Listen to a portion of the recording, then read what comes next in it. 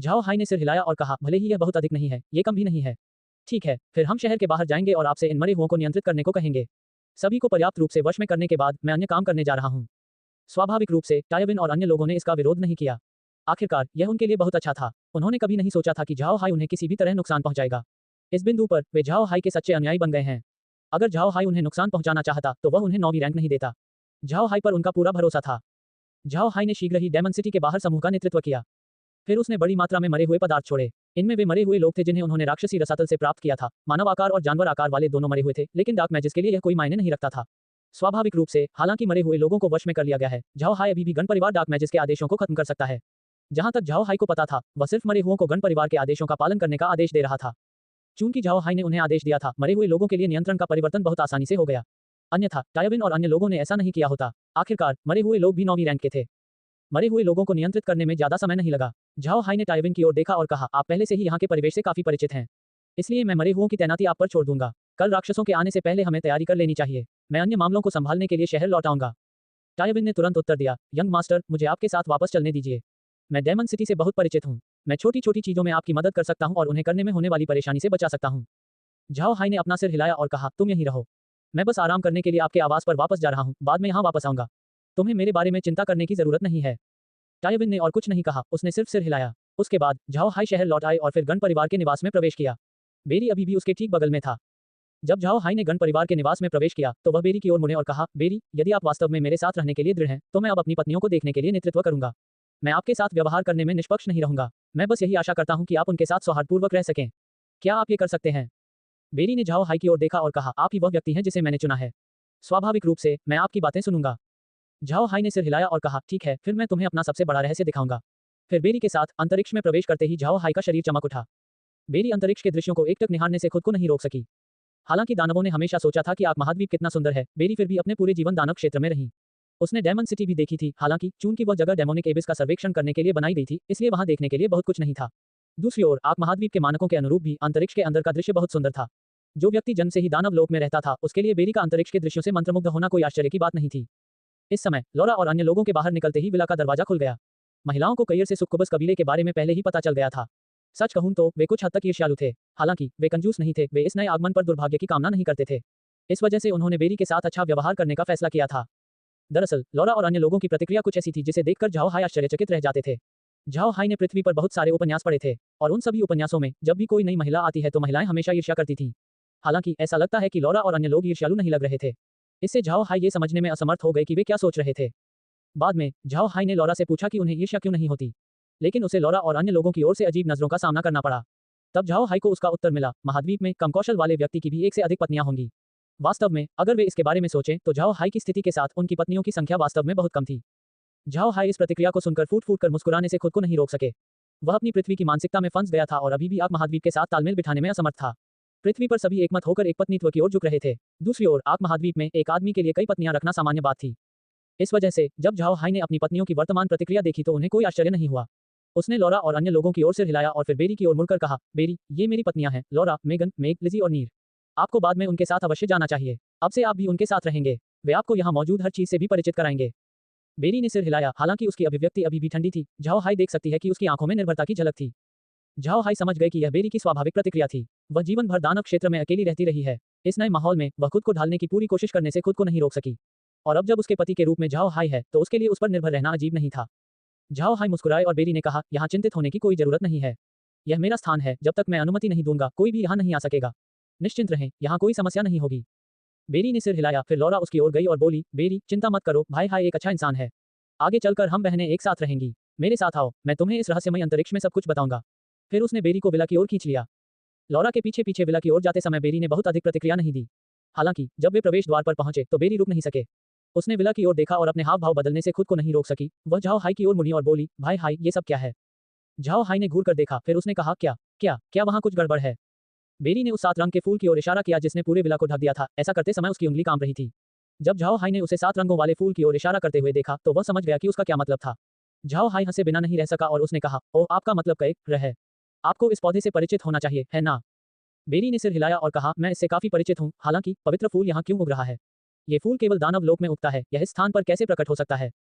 Zhao high ने मंद मंद मुस्कुराते हुए कहा, कैं, बाहर आओ और बेरी को देखो। अपना परिचय दें। फिर झाओ हाई को लगा कि उसके चेहरे के ठीक पास पंख हल्के से फड़फड़ा रहे हैं जैसे ही कयर सामने आया। युवा मास्टर, आप हमेशा मुझसे बहुत सारे काम करवाते हैं। मैं काफी व्यस्त हूँ, तुम्हें पता है। आपके विपरीत जो हर दिन एक आरामदायक जीवन जी रहे हैं। झाओ हाई मुस्कुराए और फिर बेरी की ओर मुड़े और कहा, बेरी, ये कायर है, 7 रंग के फूल का फूल प्रेत। वह 7 रंग के फूल का मुख्य शरीर भी है जिसे आप दानव क्षेत्र में देख रहे हैं।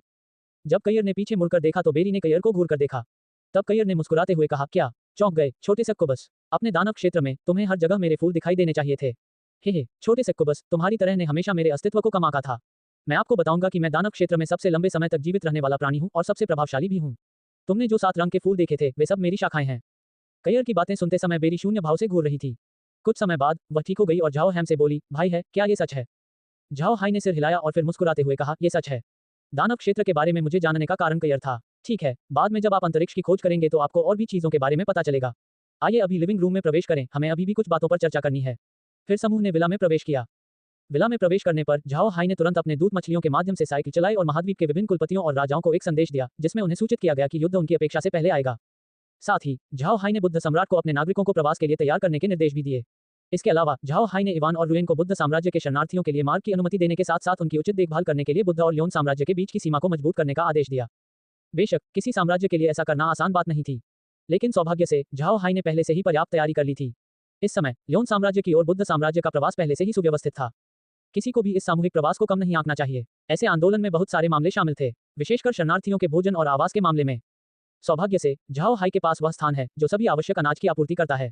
जहां तक आवास की बात है, ल्योन साम्राज्य में इसकी कमी नहीं है। इससे आधे प्रयास में ही कार्य 2 गुना कुशल हो गया। हालांकि बुद्ध सम्राट अपने पूरे साम्राज्य को खाली करने के इच्छुक नहीं थे, लेकिन वे ये भी समझते थे कि राक्षसों से आसानी से नहीं निपटा जा सकता। यदि वह अपने लोगों पर रुकने का आग्रह करता तो राक्षस केवल उन्हें मार डालते। इसलिए झाओ हाई की योजना से सहमत होने के अलावा उनके पास कोई विकल्प नहीं था। उसी समय बौनों और कल्पित बौनों ने खुद को तैयार कर लिया था। झाओ हाई ने सभी मूल्यवान बौने सामग्रियों को ब्लैक वेस्टलैंड में स्थानांतरित कर दिया। हालांकि बौने अपने पहाड़ को पूरी तरह से खाली करने की योजना नहीं बना रहे थे। वे राक्षसों पर घात लगाने के लिए पहाड़ का उपयोग करना चाहते थे। स्वाभाविक रूप से जो लोग पहाड़ पर रुके थे वे बौने योद्धा थे। महिलाओं और बच्चों को पहले ही ब्लैक वेस्टलैंड भेज दिया गया था। कोई और रास्ता नहीं था। आखिरकार बौने बुद्ध साम्राज्य के अंदर थे जो राक्षसी रसातल के काफी करीब था। एल्वेस ने वैसा ही किया। जिनके पास लड़ने की कोई शक्ति नहीं थी उन सभी को ब्लैक वेस्टलैंड में भेज दिया गया, जबकि एल्वेन वॉरियर्स रुके रहे। वे राक्षस जाति का मुकाबला करने के लिए जंगल का उपयोग करने के लिए तैयार थे। जब इन 2 दौड़ों की बात आई तो झाओ हाई काफी आश्वस्त थे। उनकी लड़ने की शक्तियां कमजोर नहीं थी और इसके अतिरिक्त उनके पास इलाके का लाभ था जिससे उन्हें युद्ध के दौरान भारी लाभ मिला। झाओ हाई को उनके बारे में चिंता नहीं थी। दूसरी ओर ब्लैक वेस्टलैंड में इस समय बहुत सारे लोग थे। इन लोगों को व्यवस्थित होने में काफी समय लगेगा। सौभाग्य से झाओ हाई के पास जगह है। वह आसानी से बीस्टमैन टेंटों को उनके रहने के लिए ले जा सकता है, जिससे घरों का निर्माण धीरे धीरे आगे बढ़ सकता है। झाओ हाई इस समय डेमन सिटी के बाहर खड़ा था। उसके पीछे शहर की दीवारें थीं और उसके सामने मरे हुओं की सेना थी। मरे हुए लोग स्थिर खड़े होकर मूर्तियों की तरह लग रहे थे। झाओ हाई वर्तमान में टायविन के साथ बोन ड्रैगन की पीठ पर था। मैदान पर सभी मरे हुए लोग गण परिवार द्वारा नियंत्रित थे। झाओ हाई के मरे अभी तक रिलीज नहीं हुए थे। झाओ हाई को महाद्वीप के विभिन्न कुलपतियों और सम्राटों के साथ संवाद किए हुए 1 दिन हो गया है। पिछले दिनों झाओ हाई अंतरिक्ष के अंदर रहे हैं, लगातार अपने दूत मछलियों से बात कर रहे हैं, सभी के साथ समन्वय कर रहे हैं और विभिन्न सामग्रियों को तैनात कर रहे हैं। ये सौभाग्य की बात थी कि झाओ हाई सम्राटों और कुलपतियों को अपने निर्देशों को सुनने के लिए तैयार करने में सक्षम था। ये लोग ये भी समझते थे कि यदि उन्होंने इसका पालन नहीं किया तो देर सवेर वे राक्षसों द्वारा समाप्त कर दिए जाएंगे। इसलिए उन्होंने इस बड़े ऑपरेशन में पूरा सहयोग करने का फैसला किया। साथ ही इस गठबंधन को एक नेता की भी जरूरत थी, और चूंकि झाओ हाई को इन सभी समूहों में विशेष दर्जा प्राप्त था, वह वास्तविक नेता बन गया। अपने स्थान के कारण झाओ हाई बड़े पैमाने पर संसाधनों को इधर उधर ले जाने में सक्षम था, जिससे उसे ये तय करने की शक्ति मिलती थी कि लोगों को कब और कहां होना चाहिए। इससे जब भी कोई महत्वपूर्ण निर्णय लेने की आवश्यकता होती है तो हर कोई झाओ हाई से परामर्श करता है। साथ ही इसने बौनों की भविष्यवाणी राजाओं के राजा को भी पूरा किया। झाओ हाई को इनकी ज्यादा परवाह नहीं थी। ईमानदारी से कहें तो संसाधनों के संबंध में उन्हें वास्तव में इसके बारे में बहुत अधिक समस्या नहीं थी। इस समय उनके हाथ में बहुत सारी चीजें थीं। इसे साम्राज्यों के भंडार में जोड़ने पर झाओ हाई ने खुद को सटीक संख्या समझने में असमर्थ पाया। दूसरी ओर लौरा और कयर पहले से ही संख्याओं की कमी कर रहे थे और साथ ही झाओ हाई की ओर से सब कुछ आवंटित कर रहे थे। उसी समय मेगन और लिजी डेमन रेस के साथ आगामी लड़ाई के लिए अपनी ताकत बचा रहे थे। इसके विपरीत बेरी बिल्कुल भी व्यस्त नहीं थे। वह वर्तमान में लिजी के साथ युद्ध में कमान संभालने के साथ साथ अंतरिक्ष के अंदर की स्थिति से भी परिचित होने पर काम कर रही है। जितना अधिक बेरी झाओ हाई के स्थान के बारे में समझती थी उतना ही अधिक उसे यह रहस्यमय लगता था। उसके मन में पहले से ही कुछ विचार हैं, हालांकि उसने इस समय झाओ हाई को यह नहीं बताया। झाओ हाई वर्तमान में ब्लड वॉर्ड के सक्रिय होने का डेमन सिटी में इंतजार कर रहा था। बेरी से बात करते समय उन्होंने जो सुना उससे पता चलता है कि रिक्तता का निर्माण बहुत जल्द शुरू हो जाएगा। इस समय झाओ हाई ये देखना चाहता था कि जब गठन शुरू होता है तो वह कैसा दिखता है। टायविन और अन्य लोग भी झाओ हाई के पक्ष में थे। जब वे राक्षसी रसातल की ओर देख रहे थे तो उनकी चिंता की अभिव्यक्ति छिप नहीं सकी। वे जानते थे कि लड़ाई जल्द ही शुरू होगी। वे चिंतित हुए बिना नहीं रह सके। झाओ हाई ने अपना सिर शहर की दीवारों की ओर घुमाया और सैनिकों की ओर देखा। वे भी चिंतित थे। झाओ हाई आहें भरने से खुद को नहीं रोक सके। हालांकि राक्षसों के साथ युद्ध हजारों साल पहले हुआ था, लेकिन राक्षसों के बारे में किंवदंतियां अभी भी मानव समाज में प्रचलित थीं। ये बताया गया कि राक्षस दबंग, खून के प्यासे और शक्तिशाली थे। ये सभी विवरण धीरे धीरे इन सैनिकों के दिमाग में घर कर गए, जिससे वे बहुत घबरा गए। हालांकि झाओ हाई इंतजार करने के अलावा कुछ नहीं कर सका। झाओ हाई ने बोन ड्रैगन के सिर पर बैठने से पहले आह भरी। फिर उसने अपने विचारों को जारी रखते हुए एक छोटी मेज, शराब की एक बोतल और एक शराब का गिलास निकाला। जब दीवारों पर मौजूद सैनिकों ने झाओ हाई की हरकत देखी तो वे घूरे बिना नहीं रह सके। फिर उनकी अभिव्यक्ति ढीली हो गई। उनके मन में झाओ हाई पहले से ही समर्थन का मुख्य स्तंभ बन गया था। झाओ हाई की शांति ने उन पर भी प्रभाव डाला, जिससे उनके मन का दबाव धीरे धीरे कम हो गया। इसी समय राक्षसी रसातल से अचानक एक बहुत भयंकर कंपन आया। इस कंपन ने इलाके को हिला दिया, जिससे डेमन सिटी की संरचनाएं हिल गईं। ऐसा लगता है कि झाओ हाई ने इस पर ध्यान नहीं दिया क्योंकि उसने अपने गिलास में शराब पी ली और बुदबुदाया, आखिरकार तुम आ गए। मैं आधे दिन से इंतजार कर रहा था। जैसे ही झाओ हाई ने ये कहा, एक और अधिक हिंसक झटका लगा। ये भूकंप जितना तेज था, फिर गहराइयों से काला कोहरा निकलना शुरू हो गया और इसने धीरे धीरे ऊपर के आसमान को ढक लिया। झाओ हाई ने काले बादलों को देखा और मंद मंद मुस्कुराया और कहा, शानदार, अच्छा, बहुत अच्छा। तभी एक भयंकर गड़गड़ाहट हुई, जैसे कि एक शॉकवेव रसातल से बाहर आई, जिसने उसके आसपास की हर चीज को नष्ट कर दिया, चाहे वह पत्थर, मिट्टी या पौधे हों, उन सभी को तुरंत पाउडर में बदल दिया। एक इरादे से झाओ हाई ने अनगिनत मात्रा में मरे हुए पदार्थ जारी किए। जब मरे हुए लोग प्रकट हुए तो उन्होंने तुरंत अपने शरीर में एक बड़ी हरी ढाल बना ली, जिससे खुद के साथ साथ अपने पीछे के लोगों को भी झटके से बचाया। डेमन सिटी के साथ साथ बाहर के संचालन का आधार भी विनाशकारी लहर से अप्रभावित रहा। और जैसे ही झाओ हाई ने अपने वाइन ग्लास से शराब पी, मशरूम के बादल अचानक राक्षसी रसातल से बाहर आ गए। झाओ हाई इन मशरूम बादलों को देखकर केवल एक ही चीज की कल्पना कर सकता है, यह एक परमाणु विस्फोट की छवि थी। उन्होंने यह नहीं सोचा था कि रक्त शून्यता इतने शक्तिशाली विस्फोटों का कारण बनेगी कि मशरूम के बादल दिखाई देंगे। झाओ हाई बुदबुदाने से खुद को नहीं रोक सके, क्या यह एक भ्रम है? ऐसा होना ही चाहिए, क्या राक्षस खुद को उड़ा लेने से नहीं डरते? हालांकि टायोविन और अन्य झाओ हाई के पक्ष में सही थे, फिर भी उन्होंने यह नहीं सुना कि झाओ हाई ने अभी क्या कहा। वे अपने सामने मशरूम के बादलों को देखकर बहुत रोमांचित थे। इस समय राक्षसी रसातल अचानक बदल गया। मशरूम के बादलों के बीच में एक छोटा सा भंवर दिखाई देने लगा। फिर यह भंवर और भी बड़ा होता गया, जैसे जैसे उसने घूमना शुरू किया, गायब होने से पहले सभी काले बादलों को अपने में समाहित कर लिया। जब अंधेरा कोहरा पूरी तरह से गायब हो गया तो झाओ हाई कुछ ठंडी हवा में सांस लेने के अलावा कुछ नहीं कर सका। राक्षसी रसातल में अभी एक बड़ा परिवर्तन हुआ है। खाई चौड़ी और अधिक विशाल हो गई थी। खाई के तल पर एक बड़ी दरार थी जो जमीन से आधा मीटर ऊपर लटकी हुई थी। उसी समय राक्षसों के समूह पर समूह धीरे धीरे उसमें से प्रकट हुए, दानव क्षेत्र से राक्षसी प्राणियों की पंक्तियां पर पंक्तियां। राक्षसी रसातल में परिवर्तन के बाद अब यह एक विस्तृत समतल भूमि बन गया है। आसपास की चट्टानें पूरी तरह से गायब हो गई थीं। समतल भूमि कितनी बड़ी थी, इसे मैदान कहना अधिक उचित था। यह एक अतुलनीय विशाल मैदान था और इसके मध्य में एक विशाल स्थानिक दरार थी। इस मैदान के पैमाने पर लाखों की सेना यहां तैनात होने के लिए उपयुक्त होगी। झाओ हाई को उम्मीद नहीं थी कि ब्लड वॉर का प्रभाव इतना महत्वपूर्ण होगा। किसी को पता होना चाहिए कि झाओ हाई को दरार की ओर उड़ान भरने में 2 दिन लगे। वह सारी दूरी रक्त शून्यता से प्रभावित हुई है। इससे पता चला कि गठन कितना शक्तिशाली था। हालांकि जिस बात ने झाओ हाई को सबसे अधिक आश्चर्यचकित किया वह यह तथ्य था कि राक्षसों ने स्थानिक दरार से बाहर आने पर तुरंत हमला नहीं किया। इसके बजाय उन्होंने दरार के ठीक बगल में समतल भूमि पर अपने संचालन का आधार बनाना शुरू कर दिया। देखने से ऐसा लगता है जैसे वे सिर्फ एक शिविर का निर्माण नहीं कर रहे हैं, वे एक शहर का निर्माण कर रहे थे। इस विकास को देखने के बाद झाओ हाई की अभिव्यक्ति मदद नहीं कर सकी, लेकिन उदास हो गई। यदि राक्षसों ने बाहर आने के बाद उन पर हमला किया तो झाओ हाई को चिंता की कोई बात नहीं थी। लेकिन अब जब वे एक शहर का निर्माण कर रहे हैं तो इसका मतलब यह था कि वे एक आधार स्थापित करना चाहते थे, जिसका इरादा लंबे समय तक मनुष्यों से लड़ने का था। ये वह नहीं था जो झाओ हाई देखना चाहता था। झाओ हाई ने अपना पीने का सेट इकट्ठा करते हुए मंद मंद मुस्कुराया। फिर वह टाइविन की ओर मुड़ा और कहा, आप यहाँ प्रतीक्षा करें। जब टाइविन ने यह सुना तो वे तुरंत बोन ड्रैगन से नीचे कूद गए और हवा में ही रह गए। तब झाओ हाई ने अपना हाथ लहराया क्योंकि असंख्य संख्या में मरे हुए लोग प्रकट हुए। झाओ हाई ने एक आदेश दिया, फिर दानव आक्रमणकारियों की ओर बढ़ने से पहले मरे हुए लोगों ने एक घन का रूप लेना शुरू कर दिया। जब दीवारों पर मौजूद लोगों ने देखा कि झाओ हाई ने क्या किया तो वे अपनी सांसें रोक नहीं सके। उसी समय राक्षसों ने झाओ हाई की कार्रवाई भी देखी। वे तुरंत टीमों में विभाजित हो गए क्योंकि उनमें से कुछ झाओ हाई की मृत सेना से मिलने के लिए उड़ गए। जैसे जैसे दोनों सेनाएं करीब आती गईं, झाओ हाई को पता चला कि दूसरी पार्टी उड़ने वाले जानवरों के साथ साथ पंख वाले राक्षसों से बनी थी। उन सभी की शक्ल विचित्र थी, लेकिन कोई देख सकता था कि उनमें असाधारण ताकत थी। दोनों सेनाएं तब रुकी जब वे एक दूसरे से लगभग 100 मीटर की दूरी पर थीं। झाओ हाई ने बोन ड्रैगन का निर्देशन किया क्योंकि वह धीरे धीरे क्यूब संरचना से बाहर निकल गया। इसी समय दूसरे पक्ष से भी एक छोटा समूह आगे बढ़ा। ये समूह दुष्ट राक्षसों से बना था। वे सभी एक गाड़ी की सुरक्षा कर रहे थे जो उनकी संरचना के बीच में थी। इस गाड़ी को जो खींच रहा था वह वास्तव में घोड़ा नहीं था बल्कि ड्रैगन था। ये ड्रैगन अक्रा पर्वत के समान थे। हालांकि उनके शरीर बिल्कुल काले थे क्योंकि उनके तराजू उसी धात्विक चमक के साथ चमक रहे थे। उनकी आंखें भी लाल थीं, जिससे इसे देखने वालों को बहुत बुरा लगा। दोनों टीमें तब रुक गईं जब वे एक दूसरे से 10 मीटर की दूरी पर थीं। झाओ हाई ने गाड़ी का निरीक्षण किया। गाड़ी वास्तव में संरचना का निचला आधा हिस्सा थी। गाड़ी के ठीक ऊपर जानवरों की नक्काशी वाला एक सिंहासन था। सिंहासन पर ठीक एक दुष्ट राक्षस बैठा था। हालांकि इस विभत्स दानव के दिखने में कोई खास अंतर नहीं था, फिर भी कोई यह महसूस कर सकता था कि वह दूसरों की तुलना में अधिक राजसी था, ठीक उसी तरह जैसे एक अल्फा नर शेर तब दिखता है जब वह जमीन पर लेटा हुआ होता है। विले दानव इसी तरह झाओ हाई का निरीक्षण कर रहा था। झाओ हाई ने अपना डार्क मैज रोब पहना हुआ था और वह बोन ड्रैगन के सिर पर खड़ा था। उसके हाथ में खून से लाल जादुई छड़ी थी। हालांकि उनकी शक्ल तो बिल्कुल साधारण थी, लेकिन उनकी आभा कुछ और ही बयां कर रही थी। झाओ हाई की प्रभावशाली आभा स्वयं विले दानव से कम नहीं थी। दुष्ट दानव ने झाओ हाई की ओर देखा, फिर अपनी गहरी आवाज में कहा, क्या आप मिस्टर झाओ हाई हैं? झाओ हाई घूरने से खुद को नहीं रोक सका। उसने नहीं सोचा था कि दूसरी पार्टी को वास्तव में उसके बारे में पता होगा। वह मंद मंद मुस्कुराया और कहा, सही है, मैं झाओ है हूँ। मैंने नहीं सोचा था कि महामहिम दानव क्षेत्र के उत्तर पश्चिमी सम्राट ड्रैगन दानव राजा को वास्तव में मेरा नाम पता था। ये झाओ हाई अपमानजनक रहा है। आश्चर्यचकित होने की बारी ड्रैगन दानव राजा की थी। उसने झाओ हाई की ओर देखा और कहा, मेरी दानव जाति हजारों वर्षों से महाद्वीप के बारे में जानकारी एकत्र कर रही है। मिस्टर झाओ हाई की तेजी से प्रमुखता में वृद्धि को स्वाभाविक रूप से नजरअंदाज नहीं किया जा सकता है। मेरे लिए श्रीमान का नाम जानना कोई आश्चर्य की बात नहीं है। ये तो बस जिज्ञासापूर्ण है। श्रीमान, आप मेरे दानव क्षेत्र की चीजों के बारे में पूरी तरह से कैसे सूचित हैं? मुझे आश्चर्य है कि क्या श्रीमान मेरी जिज्ञासा शांत कर सकते हैं। जब झाओ हाई ने दानव ड्रैगन किंग के बारे में सुना तो वह मंद मुस्कान के अलावा कुछ नहीं कर सका और कहा, महामहिम, क्या आपके अधीनस्थों ने आपको नहीं बताया? मुझे अभी पत्नी के रूप में सक्कुबस बेरी मिली है। झाओ हाई को सुनने पर दानव ड्रैगन राजा एक पल के लिए घूरने से खुद को नहीं रोक सका और हंसते हुए बोला, ये राजा भूल गया। हा, सच कहूं तो ये राजा मिस्टर झाओ हाई की किस्मत से काफी ईर्ष्यालु है। एक सक्कुबस को अपनी पत्नी बनने के लिए वश में करना आसान नहीं है। श्रीमान सचमुच भाग्यशाली हैं। झाओ हाई निश्चित रूप से दानव ड्रैगन राजा को यह नहीं बताएगा कि यह कयर ही था जिसने उसे दानव क्षेत्र के बारे में सब कुछ बताया था। सच कहूं तो झाओ हाई इन राक्षसों के प्रति काफी सहानुभूति रखता था। यदि उन्होंने केवल शांतिपूर्वक आना चुना तो झाओ हाई उन्हें नहीं रोकेगा। हालांकि उन्होंने शांति से काम करने के बजाय युद्ध करना चुना। हालांकि झाओ हाई को युद्ध पसंद नहीं थे, लेकिन वह निश्चित रूप से इससे डरते नहीं थे। इस वजह से झाओ हाई ने कयर के साथ सौदा करने के बजाय राक्षसों का विरोध करने के लिए एक सेना का नेतृत्व करना चुना। यदि झाओ हाई को कयर को दानव जाति के साथ सौदा करना था तो वह उसे वहां अपनी सभी शाखाएं वापस लेने के लिए मजबूर कर सकता था। समय के साथ दानव क्षेत्र संभवतः अत्यंत गंभीर खाद्य संकट में प्रवेश करेगा। झाओ हाई पूरे दानव क्षेत्र को भूखा नहीं रखना चाहता था, इसलिए उसने राक्षसों से सीधे तरीके से लड़ने का फैसला किया। साथ ही वह कयर की पहचान उजागर करने को भी तैयार नहीं था, क्योंकि इससे उसकी शाखाओं पर बुरा प्रभाव पड़ सकता था। झाओ हाई ने दानव ड्रैगन राजा को देखा और मुस्कुराया, महामहिम की पत्नी के रूप में एक सक्कुबस भी है। आपके लिए मुझसे ईर्ष्या करने का कोई कारण नहीं है। ठीक है, महामहिम एक अग्रणी के रूप में आए थे, शहर बनाने की कोई आवश्यकता नहीं होनी चाहिए, है ना?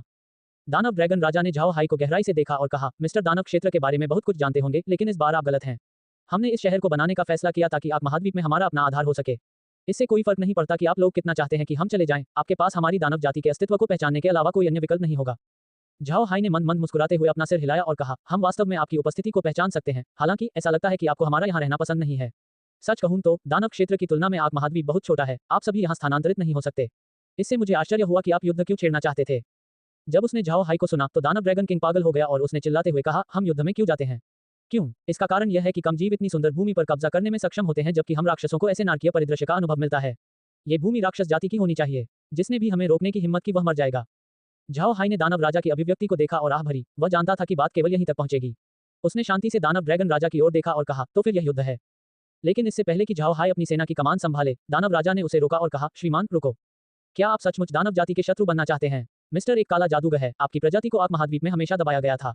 साथ ही अंधेरे के देवता में आपका विश्वास दानव भगवान के प्रति हमारे विश्वास से भिन्न नहीं है। क्या ख्याल है कि श्रीमान हमारे पक्ष में शामिल हो जाएं और हम मिलकर पूरे महाद्वीप को जीत लेंगे? श्रीमान की ताकत के साथ जब तक आप हमें महाद्वीप पर कब्जा करने में मदद करते हैं, तब तक हम निश्चित रूप से आपको एक बहुत उच्च पद देंगे। झाओ हाई ने दानव ड्रैगन किंग को घूर कर देखा, फिर एक पल के बाद वह अचानक हंसा। मैं महामहिम के अच्छे इरादों को धन्यवाद देना चाहता हूँ। हालांकि ये झाओ हाई पहले से ही खुद को आप महाद्वीप का व्यक्ति मानता है। यद्यपि महाद्वीप में शक्तियों के बीच घर्षण है, हम सभी गुलाम होने या नष्ट होने के खिलाफ समान प्रतिरोध साझा करते हैं। भले ही राक्षस या दैवीय जाति महाद्वीप की नदियां लाल कर दें, फिर भी हम अंत तक लड़ते रहेंगे। झाओ हाई ने अपने विचार, साथ ही पूरे महाद्वीप का दृढ़ विश्वास व्यक्त किया। दानव ड्रैगन राजा ने झाओ हाई की ओर देखा, उसकी अभिव्यक्ति बदसूरत हो गई और उसने कहा, मिस्टर के शब्दों ने वास्तव में इस राजा को क्रोधित कर दिया है। तो फिर अब से संपूर्ण दानव जाति और मैं आपके प्राणघातक शत्रु होंगे। तब दानव ड्रैगन राजा ने अपना हाथ लहराया और ड्रैगन जो उसकी गाड़ी खींच रहे थे, ने जोर से दहाड़ना शुरू कर दिया। उसके बाद गाड़ी के चारों ओर मौजूद राक्षस झाओ हाई की ओर बढ़े। ऐसा लगता है जैसे वे उसे यहीं और अभी खत्म कर देना चाहते थे। झाओ हाई अपना हाथ हिलाते हुए मंद मुस्कुराए। जैसे ही अन्य मरे आगे बढ़े, बोन ड्रैगन पीछे हट गया और झाओ हाई की ओर आने वाले हर हमले को रोक दिया। दानव ड्रैगन राजा भी धीरे धीरे पीछे मुड़ गया। इस तरह के झगड़ों में वरिष्ठ स्वाभाविक रूप से शुरुआती टकराव में शामिल होने से बचेंगे। यह उनकी स्थिति के अनुरूप नहीं था। जल्द ही मरे हुए लोग और राक्षस आपस में भिड़ गए, उनकी ताकतें अप्रत्याशित रूप से वही थीं। जब दानव ड्रैगन राजा ने यह देखा तो वह अपनी भौहें सिकोड़ने से नहीं रोक सका। हालांकि उन्होंने झाओ हाई से संबंधित बहुत सारी जानकारी एकत्र की थी, लेकिन ऐसा लगता है जैसे उन्होंने अभी भी उसे कम आंका है। दानव राजा को उम्मीद नहीं थी कि झाओ हाई से निपटना इतना कठिन होगा। दानव क्षेत्र में कुछ जातियां भी थीं जो मरे हुओं को नियंत्रित करने में सक्षम थीं। ऐसा इसलिए था क्योंकि दानव क्षेत्र मरे हुओं के विकास के लिए एक बहुत अच्छा वातावरण था। इसलिए इसने क्षेत्र के मरे हुओं को बहुत मजबूत बना दिया। उन्हें दानव क्षेत्र की मुख्य युद्ध शक्तियों में से एक बनाना। स्वाभाविक रूप से मरे हुए लोग दानव क्षेत्र की सच्ची युद्ध सेना नहीं हो सकते। यद्यपि मरे हुए लोगों को दौड़ द्वारा नियंत्रित किया जा सकता था, केवल एक ही दौड़ थी जो उन्हें बड़ी जटिलता के साथ नियंत्रित कर सकती थी, और ये दानव क्षेत्र की लिच रेस थी। लिच रेस बहुत खास थी क्योंकि उनकी आबादी बेहद कम थी। इसके अलावा वे काफी रहस्यमय थे। हालांकि वे असली लिच रेस का सिर्फ दानव क्षेत्र का संस्करण थे। ट्रू लिच जाति अंडरवर्ल्ड के प्रसिद्ध प्राणी थे। वे ऐसे प्राणी थे जो केवल आत्मा के रूप में अस्तित्व में थे और उन्हें शारीरिक हमलों से कोई नुकसान नहीं पहुंच सकता था। वे सभी जन्मजात रूप से काले जादू में प्रतिभाशाली थे। अतीत में एक काला जादूगर था जो एक सच्चे लिच को बुलाने में सक्षम था। उस लिच के पास ऐसी बुद्धि थी जो किसी इंसान से कम नहीं थी। साथ ही वह किसी मानव के नियंत्रण में रहने को भी तैयार नहीं था। इससे इसके संबंधकर्ता पर प्रतिक्रिया हुई। यही वह समय था जब लोगों को उनके अस्तित्व का पता चला। दूसरी ओर दानव क्षेत्र की लिच रेस वास्तव में एक प्रकार का दानव था जिसमें आत्मा का आधा हिस्सा होता था। इसका मतलब यह था कि वे अभी भी भौतिक हमलों के प्रति संवेदनशील थे। हालांकि उनके शरीर में अभी भी किसी हमले के आने पर अलौकिक हो जाने की एक अजीब क्षमता थी, जिससे इससे होने वाली क्षति काफी कम हो जाती थी। इस अलौकिक स्वरूप को थोड़े समय के लिए ही प्राप्त किया जा सकता है और इसका निरंतर उपयोग भी नहीं किया जा सकता। इसलिए उन्हें दानव क्षेत्र की लिच रेस कहा जाता था। लिच की लड़ने की ताकत किसी विभत्स दानव से बदतर नहीं है। वे दानव क्षेत्र के शासक नहीं थे, इसका एकमात्र कारण उनकी कम जनसंख्या थी। यह अनुमान लगाया गया था कि पूरे दानव क्षेत्र में केवल लगभग 10,000 लिच थे। संपूर्ण दानव क्षेत्र इतना बड़ा था और लिच की संख्या केवल 10,000 होना कुछ ऐसा था जिसने बहुत से लोगों को आश्चर्यचकित कर दिया था। हालांकि चूंकि उनमें से प्रत्येक बहुत मजबूत थे, इसलिए किसी ने भी उन्हें परेशान करने की हिम्मत नहीं की। यहां तक कि दुष्ट राक्षस भी इन प्राणियों के प्रति विनम्र व्यवहार करेंगे। लिच बड़ी संख्या में मरे लोगों को नियंत्रित करने में सक्षम थे। वास्तव में कितना, कोई नहीं जानता था। वे केवल इतना जानते थे कि बहुत समय पहले एक अत्यंत दुर्जय लिच प्रकट हुआ था। वह लिच आश्चर्यजनक रूप से 10 लाख मरे हुए लोगों को नियंत्रित करने में सक्षम था और विले राक्षसों को परेशान करने के लिए उन्हें नियंत्रित किया। ये ठीक उसके कार्यों के कारण था कि विले राक्षसों ने लिच से निपटने के लिए सेना भेजने का फैसला किया। इस लिच को मारने के लिए दुष्ट राक्षसों ने 30 लाख की सेना भेजी। अंत में 3 मिलियन में से केवल 850,000 ही जीवित बच पाए। साथ ही लड़ाई ने विले डेमन्स को 20 नौवीं रैंक के विशेषज्ञों को भी खो दिया। ये लड़ाई इस बात का प्रमाण थी कि लिच कितने शक्तिशाली थे। और जब विले दानव इस लिच को घेर रहे थे, तो वे लिच के मरे हुए लोगों की शक्ति को भी देखने में सक्षम थे। मरे हुए लोग काफी ताकतवर थे, उनमें से अधिकांश के पास 7वीं से 8वीं रैंक की ताकत थी। इसके अतिरिक्त ये मरे हुए लोग युद्ध में मरने से नहीं डरते थे। ये निर्भयता कुछ ऐसी थी जिसका अनुकरण दुष्ट राक्षस भी करने में असमर्थ थे। इस घटना ने लिच रेस को दानव क्षेत्र में अछूत बना दिया। शुरुआत में दानव ड्रैगन राजा ने सोचा कि दानव क्षेत्र ने सबसे शक्तिशाली मरे हुए लोगों को बनाया है। आखिरकार दायरे में निरंतर लड़ाई दुर्जय मरे को बनाने में सबसे अच्छा उत्प्रेरक थी। हालांकि दानव ड्रैगन राजा को अंततः इस विश्वास में दोष मिला। झाओ हाई के मरे वास्तव में दानव क्षेत्र के मरे हुए लोगों की तुलना में अधिक दुर्जय थे। वे 9वीं रैंक की ताकत हासिल करने में भी कामयाब रहे। किसी को पता होना चाहिए कि राक्षस ऐसे प्राणी थे जो युद्ध में बड़े हुए थे, इससे उन्हें दुर्जय युद्ध शक्ति मिली। भले ही वे अभी भी 8वीं रैंक पर हों, प्रत्येक दानव आसानी से 9वीं रैंक की ताकत प्रदर्शित कर सकता है। आक महाद्वीप की 8वीं रैंक 9वीं रैंक के राक्षसों से मुकाबला करने में पूरी तरह से असमर्थ थी। इस बार चूंकि दानव ड्रैगन राजा ने दानव क्षेत्र के अगुवा के रूप में काम किया था, उसे दानव जाति के लिए पैर जमाने के लिए शहर का निर्माण करने का काम सौंपा गया था। इस वजह से न केवल उसे शक्तिशाली विले दानवों को आदेश देने के लिए दिया गया, बल्कि दानव क्षेत्र की अन्य जातियों ने भी अपने कुलीनों को उसके उपयोग के लिए भेजा। इसने हरावल सेना को औसत दानव सेनाओं की तुलना में कहीं अधिक शक्तिशाली बना दिया। हालांकि ऐसी विशिष्ट सेना ने वास्तव में झाओ हाई के मरे हुए लोगों के साथ बराबरी की लड़ाई लड़ी। यह कोई आश्चर्य की बात नहीं थी कि दानव ड्रैगन राजा आश्चर्यचकित था। झाओ हाई ने शांति से अपने सामने लड़ाई को देखा। वह इस युद्ध का उपयोग राक्षस सेना की ताकत का अनुमान लगाने के लिए कर रहा था। ये बिल्कुल स्पष्ट था कि ये राक्षस 9वें रैंक के नहीं थे, लेकिन उनकी ताकत अभी भी बहुत मजबूत थी। वे वास्तव में 9वीं रैंक के मरे हुए लोगों के साथ समान रूप से लड़ने में सक्षम थे। हालांकि उनके बीच अभी भी एक छोटा सा अंतर था, लेकिन ये तथ्य कि वे इतने लंबे समय तक टिके रहे पहले से ही काफी आश्चर्यजनक था। जैसे जैसे लड़ाई आगे बढ़ रही थी, झाओ हाई का मूड और भी भारी हो गया था। अगर ये उनकी 8वीं रैंक की ताकत थी तो उनकी 9वीं रैंक के बारे में क्या कहा जा सकता है। ऐसा लगता है जैसे दानव क्षेत्र के साथ लड़ाई सुचारू रूप से नहीं चलेगी जैसा उसने सोचा था। दोनों पक्ष हवा में एक दूसरे का गला घोंटने लगे। झाओ हाई के मरे हुए लोग हमेशा विरोधी राक्षसों से आमने सामने लड़ते थे, और ये राक्षस इस तरह की लड़ाई के लिए अजनबी नहीं थे। वे मरे हुए लोगों से लड़ते हुए हवा में एक संरचना बनाने में भी कामयाब रहे। झाओ हाई ने अभी दानव जाति के साथ लड़ाई क्योंकि इसका कारण उन्हें रोकना नहीं था और न ही उन्हें अपनी किलेबंदी करने से रोकना था। झाओ हाई को पता था कि यह असंभव था। इस बार उसने दानव जाति की लड़ने की ताकत की जांच करने के लिए हमला किया। अंत में ऐसा लगता है जैसे राक्षस बहुत शक्तिशाली थे। यह महाद्वीप के लिए बुरी खबर थी। राक्षस जितने अधिक शक्तिशाली होंगे, महाद्वीप के लिए उनसे लड़ना उतना ही कठिन होगा। झाओ हाई ने लड़ाई देखना जारी रखा। हालांकि लड़ाई काफी तीव्र थी, लेकिन डायमंड रेस के पक्ष में ज्यादा नुकसान नहीं हुआ। ये राक्षस लड़ाई में बहुत कुशल थे। जब बात आती थी तो वे पूर्ण अनुभवी लगते थे। वे शायद ही कभी घायल होते थे। भले ही वे किसी हमले से बचने में असमर्थ हों, फिर भी वे ये सुनिश्चित करने के लिए आंदोलन करेंगे कि उन्हें न्यूनतम क्षति हो। फिर घायल होने के बाद वे तुरंत मोर्चे से पीछे हटने के लिए आगे बढ़ जाते थे। ये स्पष्ट था कि वे इन युद्धाभ्यासों के बहुत आदी थे। न केवल उनका शरीर मजबूत था, बल्कि उनकी रिकवरी भी काफी तेज थी। इसलिए उनमें से किसी एक को मारना बहुत आसान नहीं था। झाओ हाई को दुष्ट राक्षसों के एक समूह के साथ अपनी पिछली लड़ाई याद थी। एक घातक घाव प्राप्त करने के बाद वे जवाबी हमला भी शुरू कर सकते थे। इस बारे में सोचते समय झाओ हाई आशंकित हुए बिना नहीं रह सका। यदि दानव क्षेत्र के सभी राक्षसों के पास ये संपत्ति होती तो यह वास्तव में डरावना होता। दानव ड्रैगन किंग और झाओ हाई ने युद्ध के मैदान से एक दूसरे को देखा। वे दोनों जानते थे कि आज की लड़ाई में कुछ खास होने वाला नहीं है। हालांकि झाओ हाई के पास बहुत सारे मरे हुए लोग थे, फिर भी वह राक्षसों को तेज गति से मारने में असमर्थ था। जब युद्ध चल रहा था तब भी अधिक से अधिक राक्षस दरार से बाहर आ रहे थे। चूंकि लड़ाई जारी रखना बेकार होगा, झाओ हाई ने पीछे हटने की योजना बनाई थी। हालांकि मरे हुए लोगों को इस तरह बुलाया जाता था, लेकिन इसका मतलब यह नहीं था कि उनके पास सच्चे अमर शरीर हैं। एक बार दानव क्षेत्र के विशेषज्ञ आ गए तो झाओ हाई को भारी नुकसान उठाना संभव हो सकता है। चूंकि वह पूरी तरह से बाहर नहीं जाना चाहता था, झाओ हाई ने दानव ड्रैगन राजा की ओर मुस्कुराते हुए कहा, महामहिम दानव ड्रैगन राजा, मैं आज के लिए पीछे हट जाऊंगा। मैं डायमंड सिटी में आपका इंतजार करूंगा। फिर झाओ हाई ने अपना बोन ड्रैगन घुमाया और वापस डायमंड सिटी की ओर चला गया। जब वह चला गया तो मरे हुए लोग जो अभी भी राक्षसों से लड़ रहे थे, अचानक गायब हो गए। इससे राक्षस जो पूरी लड़ाई लड़ने की योजना बना रहे थे, घूरने लगे। भले ही वे लड़ना जारी रखना चाहें, लेकिन उनके पास लड़ने के लिए पहले से ही कोई दुश्मन नहीं था। जब दानवों ने झाओ हाई को अपने बोन ड्रैगन के शीर्ष पर अकेले खड़ा देखा और इत्मीनान से दानव शहर की ओर वापस जा रहे थे, तो उन सभी ने एक बात के बारे में सोचा, वह ये कि अंदर भागकर झाओ हाई को मार डाला जाए। और जैसे ही वे अपनी कार्रवाई को अंजाम देने जा रहे थे, दानव ड्रैगन राजा अचानक चिल्लाया, रुको रुको, तुम सब मेरे साथ वापस चलो। सभी राक्षस दानव ड्रैगन राजा की ओर मुड़ गए और वे जो करने वाले थे उसे रोक दिया। हालांकि वे नहीं जानते थे कि दानव ड्रैगन राजा ने उन्हें क्यों रोका, वे जानते थे कि वे उसकी आज्ञाओं का उल्लंघन नहीं कर सकते। आखिर राक्षसों की सेना के नियम अत्यंत कठोर थे। इस समय एक विभत्स दानव दानव ड्रैगन राजा की ओर उड़ गया और बोला, महामहिम, आपने हमारा पीछा क्यों नहीं किया? हमारे पक्ष में अभी भी बहुत सारे लोग हैं। इसके अलावा समय बीतने के साथ और भी लोग आते रहेंगे।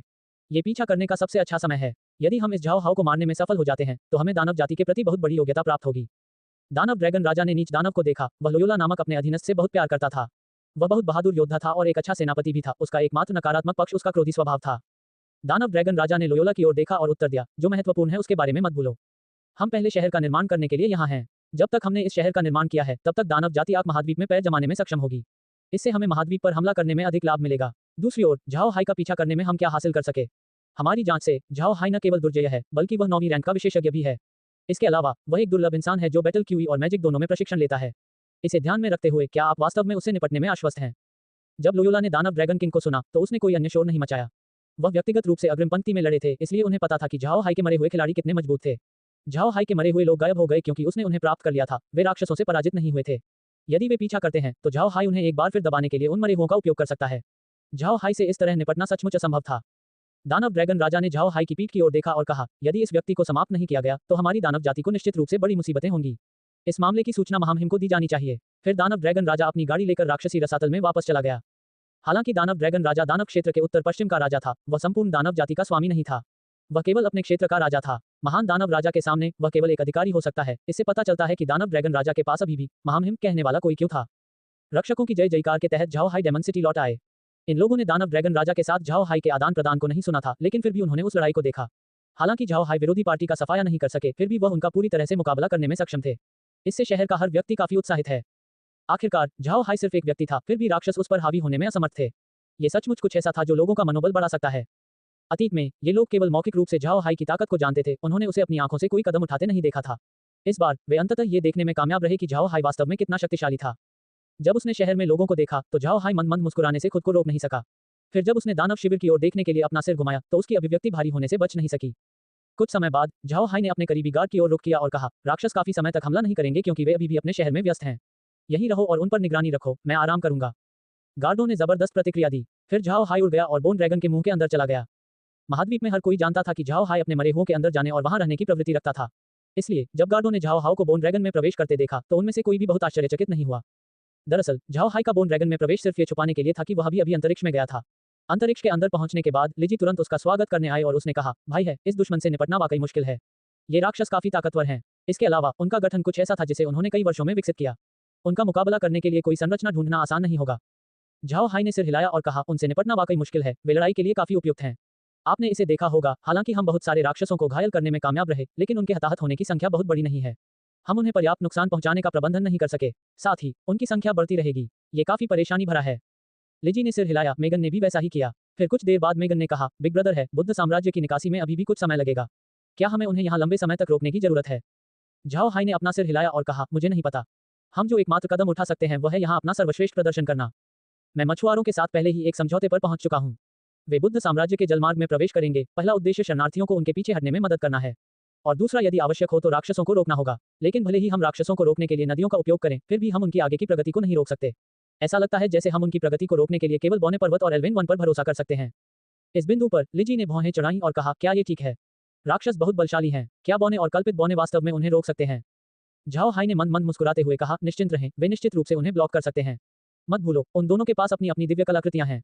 इससे भी महत्वपूर्ण बात यह है कि मुझे पूरा यकीन है कि रेडियंट चर्च चिंतित होने लगा था। उन्हें अब किसी भी समय अपना कदम शुरू कर देना चाहिए। लिजी इस बात से सहमत थी। हालांकि झाओ हाई यह नहीं देख सका कि रेडियंट चर्च क्या कर रहा था, फिर भी कोई ये देख सकता था कि वे अपने साम्राज्य की स्थिति से चिंतित थे। झाओ हाई ने मॉनिटर पर दानव शिविर को देखा और आह भरी, राक्षसों ने इस बार अपने तरीके बदल दिए हैं।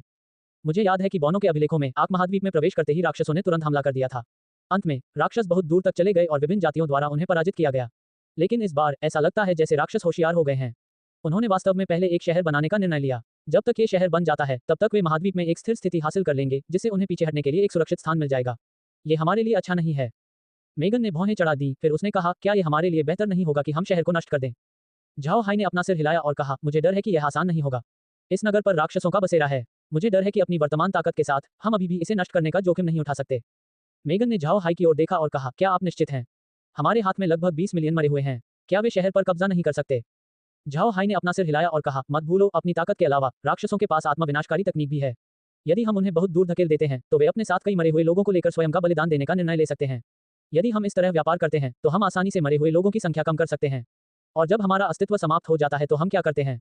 मैं उन संख्याओं को भरने के लिए महाद्वीप का उपयोग नहीं करना चाहता। मेगन ने सिर हिलाया, वह समझ गई कि झाओ हाई का क्या मतलब है। हालांकि झाओ हाई में 20 मिलियन मरे हुए थे, लेकिन दानव जाति और दैवीय जाति दोनों का विरोध करने में यह उनकी मुख्य युद्ध शक्ति थी।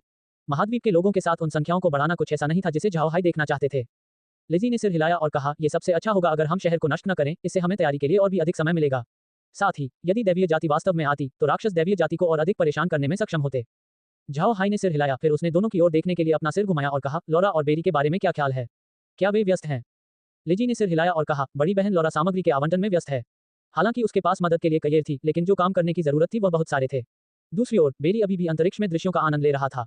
वह परिवर्तित घास के मैदान को देखती रही। मैं सचमुच नहीं जानता कि उसे वह दृश्य क्यों पसंद आया। झाओ हाई ने आह भरते हुए कहा, यह दृश्य हमारे लिए नीरस हो सकता है, लेकिन बेरी के लिए यह सबसे अद्भुत चीज थी जो उसने अपने पूरे जीवन में देखी थी। कयर ने हमें दिव्य क्षेत्र की स्थिति के बारे में पहले ही बता दिया था। कयर की पत्तियां स्वादिष्ट नहीं थी, फिर भी उसकी पत्तियां अभी भी दानव क्षेत्र का सबसे मुख्य भोजन है। केवल इस बिंदु से हम कल्पना कर सकते हैं कि दानव क्षेत्र में रहते हुए उसने किस प्रकार के दिन बिताए थे। मुझे यकीन है कि वह लंबे समय तक दृश्यों से नहीं थकेगी। लिजी ने आह भरी, फिर मेगन ने झाओ हाई की ओर देखा और कहा, बिग ब्रदर है, सिस्टर वेन पिछले कुछ दिनों से बाहर जा रही है। ऐसा लगता है जैसे उसका शरीर दिन ब दिन कमजोर होता जा रहा है।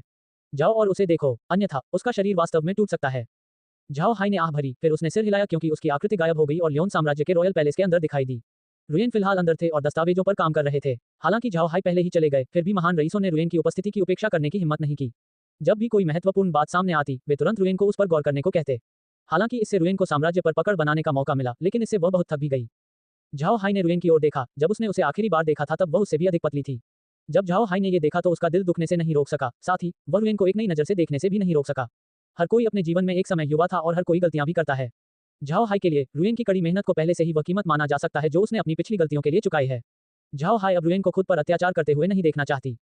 झाओ हाई ने भी सोचा कि उसने रुयेन के साथ अन्याय किया है। उनकी महिलाओं में केवल वही एक थी जो अंतरिक्ष के बारे में नहीं जानती थी। इससे झाओ हाई को दुख हुआ, इसलिए उसने रुयेन को अंतरिक्ष के बारे में बताने का फैसला किया। जब रुयेन ने झाओ हाई को आह भरते हुए सुना तो उसने ऊपर देखा। झाओ हाई को देखकर रुयेन अपनी सांसें छोड़ने से खुद को नहीं रोक सकी और मुस्कुराकर तुरंत बोली, आप यहाँ हैं। झाओ हाई ने सिर हिलाया, फिर उसने रुयेन की ओर देखा और कहा, मैंने अभी अभी राक्षसों से लड़ाई की है। हम में से कोई भी हारा या जीता नहीं। ऐसा लगता है कि हम राक्षसों को रोकने के लिए अक्रा पर्वत को केवल रक्षात्मक इलाके के रूप में उपयोग कर सकते हैं। जब रुयेन ने झाओ हाई को सुना तो वह घूरने से खुद को नहीं रोक सकी। फिर वह भी तुरंत झाओ हाई की ओर एक कदम बढ़ी और बोली, आप कैसे हैं? क्या तुम घायल हो? झाओ हाई ने मंद मंद मुस्कुराते हुए कहा, मैं ठीक हूँ। दूसरी ओर आप ऐसे दिखते हैं जैसे आप एक और दिन जीवित नहीं रह सकते। आपने पहले से ही अच्छा काम किया है, अपने आप को बहुत अधिक व्यस्त न रखें। मैं तुम्हें एक ऐसी जगह ले चलूंगा जहां तुम अच्छी तरह आराम कर सकोगे। फिर वह गया और रुयेन का हाथ पकड़ लिया।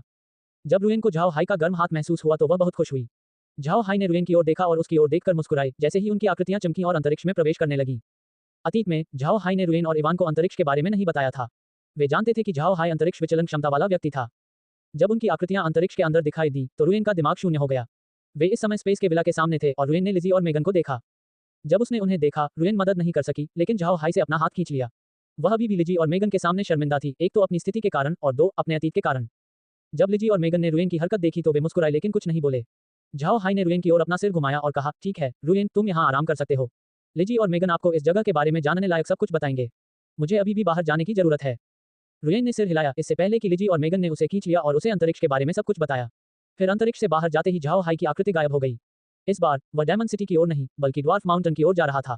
बौना पर्वत बुद्ध साम्राज्य के अंदर है, इस वजह से झाओ हाई ने सोचा कि एक बार बुद्ध साम्राज्य की सेना वापस चली गई तो राक्षसों का सामना करने के लिए सबसे करीबी सेना बौने होंगे। जब झाओ हाई ड्वार्फ माउंटेन के अंदर पहुंचे तो उन्होंने तुरंत नोटिस किया कि यहाँ का माहौल पहले की तुलना में बहुत अलग था। यहाँ बौनों के हथौड़े चलाने की आवाजें आती थी, कवच और अन्य चीजें बनाने वाली बौनी महिलाएं भी थीं। लेकिन अब वह जगह बहुत खाली लग रही थी, वहाँ कोई बौना बच्चा या महिला मौजूद नहीं थी। केवल बौने सैनिक बचे थे। जब झाओ हाई सामने आया तो उसे तुरंत दो सैनिकों द्वारा बिली के कार्यालय की ओर ले जाया गया। जब बिली ने झाओ हाई को देखा तो उसने तुरंत झाओ हाई को बैठने के लिए कहा। बैठने के बाद बिली ने झाओ हाई की ओर देखा और कहा, तुम क्यों आए? कुछ हुआ क्या? झाओ हाई ने सिर हिलाया, राक्षस आ गए हैं और उनके साथ मेरी हल्की झड़प हुई। हम में से कोई भी जीता या हारा नहीं। बिली ने भारी भाव से सिर हिलाया। वह जानता था कि झाओ हाई के मरे हुए लोग कितने मजबूत थे और यह सोचना कि झाओ हाई जीतने में असमर्थ था, ऐसा लगता है कि इन राक्षसों से निपटना आसान नहीं होगा। झाओ हाई ने अपना सिर बिली की ओर घुमाया और कहा, पैट्रियार्क, आपकी तैयारी कैसी चल रही है? बिली ने सिर हिलाया और कहा, तैयारियां अच्छी चल रही हैं। इसके अलावा आपने हमें जो जादुई जानवर दिए हैं उनसे एल्विस के साथ हमारा संचार बहुत आसान हो गया है। झाओ हाई ने सिर हिलाया। बौनी महिलाओं और बच्चों को ब्लैक वेस्टलैंड में ले जाने के बाद झाओ हाई ने बौनों की सहायता के लिए बड़ी मात्रा में जल तत्व वाले जानवरों को छोड़ा। इन जादुई जानवरों के साथ बौनों के लिए कल्पित बौनों के साथ संवाद करना आसान हो जाएगा। साथ ही इससे बौनों के लिए पहाड़ की भूमिगत नदियों को पार करना भी आसान हो गया। बिली ने झाओ हाई की ओर देखा और कहा, बुद्ध साम्राज्य के लोग अभी भी आगे बढ़ रहे हैं। इन सभी को जाने में कम से कम 2 महीने लगेंगे। मुझे डर है कि रक्षा के लिए डेमन सिटी पर निर्भर रहना पर्याप्त नहीं होगा। हमें कोशिश करनी चाहिए और दूसरा समाधान ढूंढना चाहिए। झाओ हाई ने सिर हिलाया और कहा, मुझे भी लगता है कि डेमन सिटी दानवों को धीमा करने के लिए पर्याप्त नहीं होगा। इसलिए मैं बुद्ध साम्राज्य के प्रत्येक शहर पर कुछ घात लगाने की योजना बना रहा हूँ। बिली ने सिर हिलाया और कहा, यह गलत नहीं है, लेकिन कुछ मुद्दे हैं। यदि आप वास्तव में बुद्ध साम्राज्य में राक्षसों पर घात लगाना चाहते हैं तो केवल बुद्ध साम्राज्य की सेना पर निर्भर रहना एक अच्छा विचार होगा। बुद्ध साम्राज्य अपने लोहा के लिए प्रसिद्ध है। इसने उनकी भारी बख्तरबंद घुड़सवार सेना को मैदानी इलाकों में लड़ने में बहुत प्रभावी बना दिया। बुद्ध साम्राज्य की रक्षा में बीस्टमैन की मदद लेने के बारे में क्या ख्याल है? और जब बीस्टमैन और बुद्ध साम्राज्य के घुड़सवार मैदान में राक्षसों पर हमला कर रहे हैं तो हमारे पास कुछ ब्लड हॉक कैवेलरी और कुछ हॉक बीस्टमैन आसमान से हमला भी कर सकते हैं। इन सभी में अपने मरे हुओं को जोड़ना बुद्ध साम्राज्य से गुजर रहे राक्षसों से लड़ने का एक बहुत अच्छा तरीका होगा। इसके अलावा इससे युद्ध क्षेत्र में रणनीति की गहराई भी बढ़ेगी। आप क्या सोचते हैं? झाओ हाई हैरान थे, उन्होंने इस बिंदु के बारे में नहीं सोचा है। अब जब बिली ने उसे याद दिलाया तो वह याद कर सकता है कि वह अब इस युद्ध में पूरे महाद्वीप को जनशक्ति के रूप में उपयोग कर सकता है। तो वह ये सुनिश्चित करते हुए विभिन्न ताकतों को एकजुट क्यों नहीं करेंगे कि हर कोई अपना सर्वश्रेष्ठ प्रदर्शन दिखाए। इसके बारे में सोचने के बाद झाओ हाई उत्साहित हुए बिना नहीं रह सका। वह फिलहाल इस योजना की व्यवहार्यता के बारे में सोच रहे थे। जबकि बीस्टमैन घुड़सवार सेना वास्तव में मजबूत है, एल्वेज भी दुर्जय तीरंदाज हैं जिनके पास अपनी हवाई घुड़सवार सेना भी है। यदि यह हवाई घुड़सवार सेना ब्लड हॉक्स की सवारी करती तो उनकी गति उड़ने वाले राक्षसों से धीमी नहीं होनी चाहिए। एल्वेन वायु सेना निश्चित रूप से आसमान में राक्षसों को बाधित कर सकती थी, जबकि बुद्ध और बीस्टमैन घुड़सवार सेना जमीन के ऊपर से टकरा रही थी। साथ ही बौने दानव शहर की रक्षा करने, यहाँ और वहाँ सुरंग खोदने, आक्रामक और रक्षात्मक युद्धाभ्यास को कई गुना अधिक प्रभावी बनाने में भी सहायता कर सकते हैं। इस बारे में पहले न सोचने के लिए कोई भी झाओ हाई को दोषी नहीं ठहरा सकता। किसी को पता होना चाहिए कि झाओ हाई ने पहले इतनी बड़ी लड़ाई की कमान नहीं संभाली थी। भले ही महाद्वीप की सेनाएं झाओ हाई की बात सुन रही थी, वे सभी राक्षसों की रक्षा के लिए खुद को तैयार भी कर रहे थे। युद्ध के दौरान झाओ हाई सिर्फ अपने विचार जारी करेगा और बाकी लोग आगे बढ़ेंगे। कहने का तात्पर्य यह है कि झाओ हाई ने उन्हें केवल शीर्षक बताया और वे स्वयं निर्णय लेते हैं कि इसे कैसे करना है। कोई कह सकता है कि झाओ हाई की क्षमता केवल एक अधिकारी के रूप में आंकी जा सकती है, इतने बड़े गठबंधन के नेता के रूप में नहीं। उसके पास ऐसा करने की प्रतिभा ही नहीं थी। बिली के विचार ने झाओ हाई को पूरी तरह से जगा दिया। यदि वे वैसा ही करते हैं जैसा बिली ने कहा था तो उनके पास न केवल अकरा पर्वत एक विकल्प के रूप में होगा बल्कि नए रास्ते और रणनीतियां भी खुलेंगी। ये देखकर कि झाओ हाई चुप रह रहा था, बिली ने कुछ नहीं बोला। वह जानता था कि झाओ हाई में इस पहलू की कमी थी। हालांकि वह इसके बारे में चिंतित नहीं था क्योंकि झाओ हाई अभी भी काफी छोटा था। इसके अलावा उसके पास पहले से ही ताकत है। पर्याप्त समय दिए जाने पर झाओ हाई धीरे धीरे परिपक्व होगा और अंततः दानव जाति के साथ ठीक से मुकाबला करने में सक्षम होगा। कुछ समय बाद झाओ हाई को कुछ राहत मिली जब उसने बिली की ओर देखा और कहा, ठीक है पितृसत्ता, मुझे पता है कि हमें क्या करना चाहिए। हालांकि मुझे बौनों से कुछ सैनिकों को दानव शहर की ओर भेजने के लिए कहना होगा। चाहे कुछ भी हो, हम उस स्थान को राक्षसों के हाथों बहुत आसानी से नहीं खो सकते। यदि हम इसे इतनी जल्दी खो देते हैं तो राक्षस महाद्वीप में और अधिक पैर जमा लेंगे। बिली ने सिर हिलाया, यह कोई समस्या नहीं है, निश्चिंत रहें, हम थोड़े ही समय में सेना तैयार कर लेंगे। झाओ हाई ने सिर हिलाया, फिर उन्होंने कहा, ठीक है, फिर मैं चाहूंगा कि आप डेमन सिटी के लिए लगभग 50,000 सैनिक भेजें। मैं अब बुद्ध साम्राज्य जाऊंगा और बुद्ध सम्राट के साथ चीजों पर चर्चा करूंगा। मैं उसे दानव शहर में सेना भेजने से रोकना चाहता हूं। इसके बजाय मैं बीस्टमैन और एल्वेज को वहां कुछ सेना भेजने के लिए कहूंगा। वे सैनिक दानव शहर की रक्षा करने और दानवों की प्रगति में देरी करने में बड़ी मदद करेंगे। साथ ही हमारे पास कुछ सैनिक होंगे जो बुद्ध साम्राज्य में रणनीतिक स्थानों पर प्रचार करेंगे। जहां तक छोटे शहरों की बात है, हम उन्हें छोड़ सकते हैं। बिली ने सिर हिलाया, बुद्ध साम्राज्य की स्थिति वास्तव में विशेष है। जब तक हम उन रणनीतिक पदों पर बने रहेंगे तब तक हम ठीक रहेंगे। छोटे शहर केवल सुरक्षा के लायक नहीं है, इसके बजाय हम केवल बुद्ध और बीस्टमैन घुड़सवारों को चयनित क्षेत्रों में घूम सकते हैं। झाओ हाई ने सिर हिलाया, ठीक है, तो कृपया अपनी सेना तैयार करें। मैं अब बुद्ध सम्राट और फिर बीस्ट किंग और एल्फ क्वीन से मिलने जाऊंगा। इस बार मुझे उनके साथ व्यक्तिगत रूप से चीजों पर चर्चा करने की जरूरत है। बिली ने सिर हिलाया, फिर वह अपनी सेना तैयार करने के लिए खड़ा हो गया। दूसरी ओर झाओ हाई की आकृति बुद्ध साम्राज्य की राजधानी में प्रकट होते ही गायब हो गई। आयरन नाइट सिटी वास्तव में पहले की तुलना में अधिक व्यस्त थी। हालांकि झाओ हाई को पता था कि यह व्यवसाय के कारण नहीं था, ये जहाज वर्तमान में लोगों को ले जा रहे थे। कोई कह सकता है कि बुद्ध साम्राज्य की राजधानी एक जानवर बन गई थी जिसे तलवार से मारा गया था, जिससे खून बह रहा था, लेकिन खून खोने के बजाय यह अपने नागरिकों को खो रहा था। अंत में ये शहर खाली रह जाएगा। झाओ हाई बुद्ध साम्राज्य के शाही महल के ठीक बाहर दिखाई दिए। पहले इसने अब अपनी निगरानी कड़ी कर दी है। यह मूल रूप से मार्शल लॉ के तहत था। वहां घुड़सवार सेना की टीमें लगातार गश्त कर रही थीं। जब वह अंतरिक्ष से बाहर निकला तो झाओ हाई ने तुरंत अपने बोन ड्रैगन को बुलाया और फिर उस पर सवार होकर बुद्ध साम्राज्य के शाही महल की ओर चला गया। इस बिंदु पर महाद्वीप में हर कोई जानता था कि बोन ड्रैगन झाओ हाई का प्रतीक है। भले ही वे झाओ हाई का चेहरा नहीं जानते हों, फिर भी बोन ड्रैगन के कारण उन्हें पता होगा कि यह वही था। महाद्वीप में झाओ हाई का दर्जा अब बहुत ऊंचा था। वह अपनी इच्छानुसार शाही राजधानी से बाहर आ और जा सकता है। इसके अलावा उनके शब्दों को महाद्वीप की विभिन्न शक्तियों द्वारा पहले से ही शाही फरमान माना जाता था। बुद्ध साम्राज्य की राजधानी में झाओ हाई की अचानक उपस्थिति से शहर में हंगामा मच गया। योद्धा और जादूगर दोनों उसे श्रद्धा से देखते थे, जबकि कुलीन लोग उसे चिंता से देखते थे। उन्हें डर था कि झाओ हाई प्रतिकूल समाचार ला रहा है। बुद्ध सम्राट इस समय ग्रेट हॉल के अंदर थे और कई घरेलू मामलों को निपटा रहे थे। नागरिकों को स्थानांतरित करते समय यह अनिवार्य था कि कुछ भी गलत न हो, और ऐसा करना बहुत कठिन काम था। बुद्ध सम्राट कई दिनों से सोए नहीं है, उनका रूप पहले की तुलना में बहुत पतला हो गया था। जब झाओ हाई का बोन ड्रैगन इंपीरियल पैलेस पर उतरा तो दरबारी यमदूतों ने तुरंत बुद्ध सम्राट को सूचित किया। ये सुनकर कि झाओ हाई आया है, वह ग्रेट हॉल के अन्य रईसों की तरह ही चौंक गया। वे सभी डर गए थे कि झाओ हाई बुरी खबर लेकर आया है। बुद्ध साम्राज्य को अभी अपने नागरिकों को निकालने के लिए समय की आवश्यकता थी। अगर झाओ हाई बुरी खबर लेकर आया तो चीजें और भी मुश्किल हो जाएंगी। जब वह ग्रेट हॉल में पहुंचे तो झाओ हाई का तुरंत बुद्ध सम्राट ने व्यक्तिगत रूप से स्वागत किया। बुद्ध सम्राट को बाहर आते देख झाओ हाई ने तुरंत उन्हें प्रणाम किया और कहा, मैंने आपके महामहिम को देखा है। तब बुद्ध सम्राट ने झाओ हाई का हाथ खींचने में संकोच नहीं किया और कहा, क्या श्रीमान अच्छा कर रहे हैं? आप मिलने क्यों आए? क्या अग्रिम पंक्ति में कोई दुर्घटना घटी? श्रीमान निश्चिंत हो सकते हैं, 2 दिनों में साम्राज्य के पास दानव शहर को मजबूत करने के लिए लगभग 10 लाख विशिष्ट घुड़सवार सेना होगी। जब झाओ हाई ने सम्राट की अभिव्यक्ति देखी तो उसे तुरंत पता चल गया कि दूसरा क्या सोच रहा है। वह सम्राट की ओर देखकर मुस्कुराया और बोला, महामहिम को चिंतित होने की कोई आवश्यकता नहीं है, सब कुछ ठीक चल रहा है। चलो पहले अंदर चलें। ये सुनकर कि अग्रिम पंक्ति में कुछ भी गलत नहीं था, सम्राट ने सिर हिलाया। फिर वे ग्रेट हॉल में वापस लौट आए। अंदर बहुत सारे मंत्री भी मौजूद थे, वे सभी उत्सुकता से झाओ हाई को देख रहे थे। मंत्रियों को सलामी देने के बाद झाओ हाई ने कहा, राक्षस राक्षसी रसातल में प्रकट हुए हैं। हालांकि उन्होंने तुरंत डेमन सिटी पर हमला नहीं किया। इसके बजाय वे वास्तव में गए और एक शहर बनाना शुरू कर दिया। एक शहर का निर्माण। झाओ हाई ने जो कहा उससे दूसरे लोग अचंभित रह गए, लेकिन फिर वे राक्षसों की हरकतों को तुरंत समझ गए। उनका हर एक रंग ढंग बदले बिना नहीं रह सका। झाओ हाई ने उपस्थित लोगों की ओर देखा और कहा, सभी को बहुत अधिक चिंता करने की आवश्यकता नहीं है। मेरा कल राक्षसों के साथ एक छोटा सा संपर्क था, हम में से कोई भी हारा या जीता नहीं। इसका मतलब यह है कि मैं राक्षसों को काफी समय तक वहां रोक सकता हूं। और चूंकि राक्षस अपने शहर में व्यस्त हैं, इसलिए महाद्वीप की ओर हमले शुरू करने से पहले हमारे पास अभी भी कुछ समय है। भीड़ शांत हो गई। फिर झाओ हाई ने अपना सिर बुद्ध सम्राट की ओर घुमाया और कहा, महामहिम, मैं आपसे दानव शहर में बहुत अधिक सेना भेजने से परहेज करने के लिए कहना चाहता हूं। बुद्ध सम्राट ने घूर कर देखा, फिर उसने अपनी भौहें सिकोड़ लीं और कहा, श्रीमान का मतलब है? तब झाओ हाई ने उत्तर दिया, हालांकि डेमन सिटी एक रणनीतिक स्थान पर है, लेकिन इसके इलाके बड़े पैमाने पर लड़ाई के लिए उपयुक्त नहीं है। इसके अलावा बुद्ध साम्राज्य की कुलीन घुड़सवार सेना वास्तव में किसी शहर की रक्षा के लिए उपयुक्त नहीं है। इसके बजाय उन्होंने विस्तृत मैदानी लड़ाइयों में उत्कृष्ट प्रदर्शन किया। इस वजह से मैं महामहिम से यह अनुरोध करने आया हूं कि वे दानव शहर में बहुत सारे लौह शूरवीरों को न भेजें। इसके बजाय हमें उन्हें बुद्ध साम्राज्य के विभिन्न रणनीतिक बिंदुओं में विभाजित करना चाहिए। मैं बौनों, कल्पित बौनों और जानवरों से भी लड़ाई में मदद करने के लिए कहूंगा। हम संपूर्ण बुद्ध साम्राज्य को एक विशाल युद्ध क्षेत्र बना देंगे और यहाँ अपने फायदे स्थापित करना दानव हमले के खिलाफ अच्छा होगा। बुद्ध सम्राट ने चुपचाप अपनी आंखें बंद कर लीं। वह ऐसे व्यक्ति नहीं थे जो सैन्य मामलों को नहीं समझते थे। इसके विपरीत उन्होंने वास्तव में सेना में शुरुआत की थी, इसलिए वे रणनीतिक निर्णयों से बहुत परिचित थे।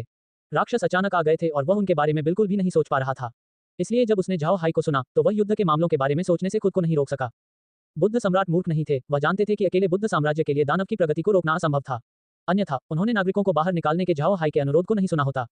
इस कारण से बुद्ध सम्राट अपने पूरे साम्राज्य को एक विशाल युद्ध क्षेत्र में बदलने के संबंध में दृढ़ सहमति में थे। उनके दिल में उन शहरों के लिए दर्द नहीं था, उन्हें पता था कि ये सब करने की जरूरत है। जब तक नागरिक जीवित हैं तब तक साम्राज्य कायम है।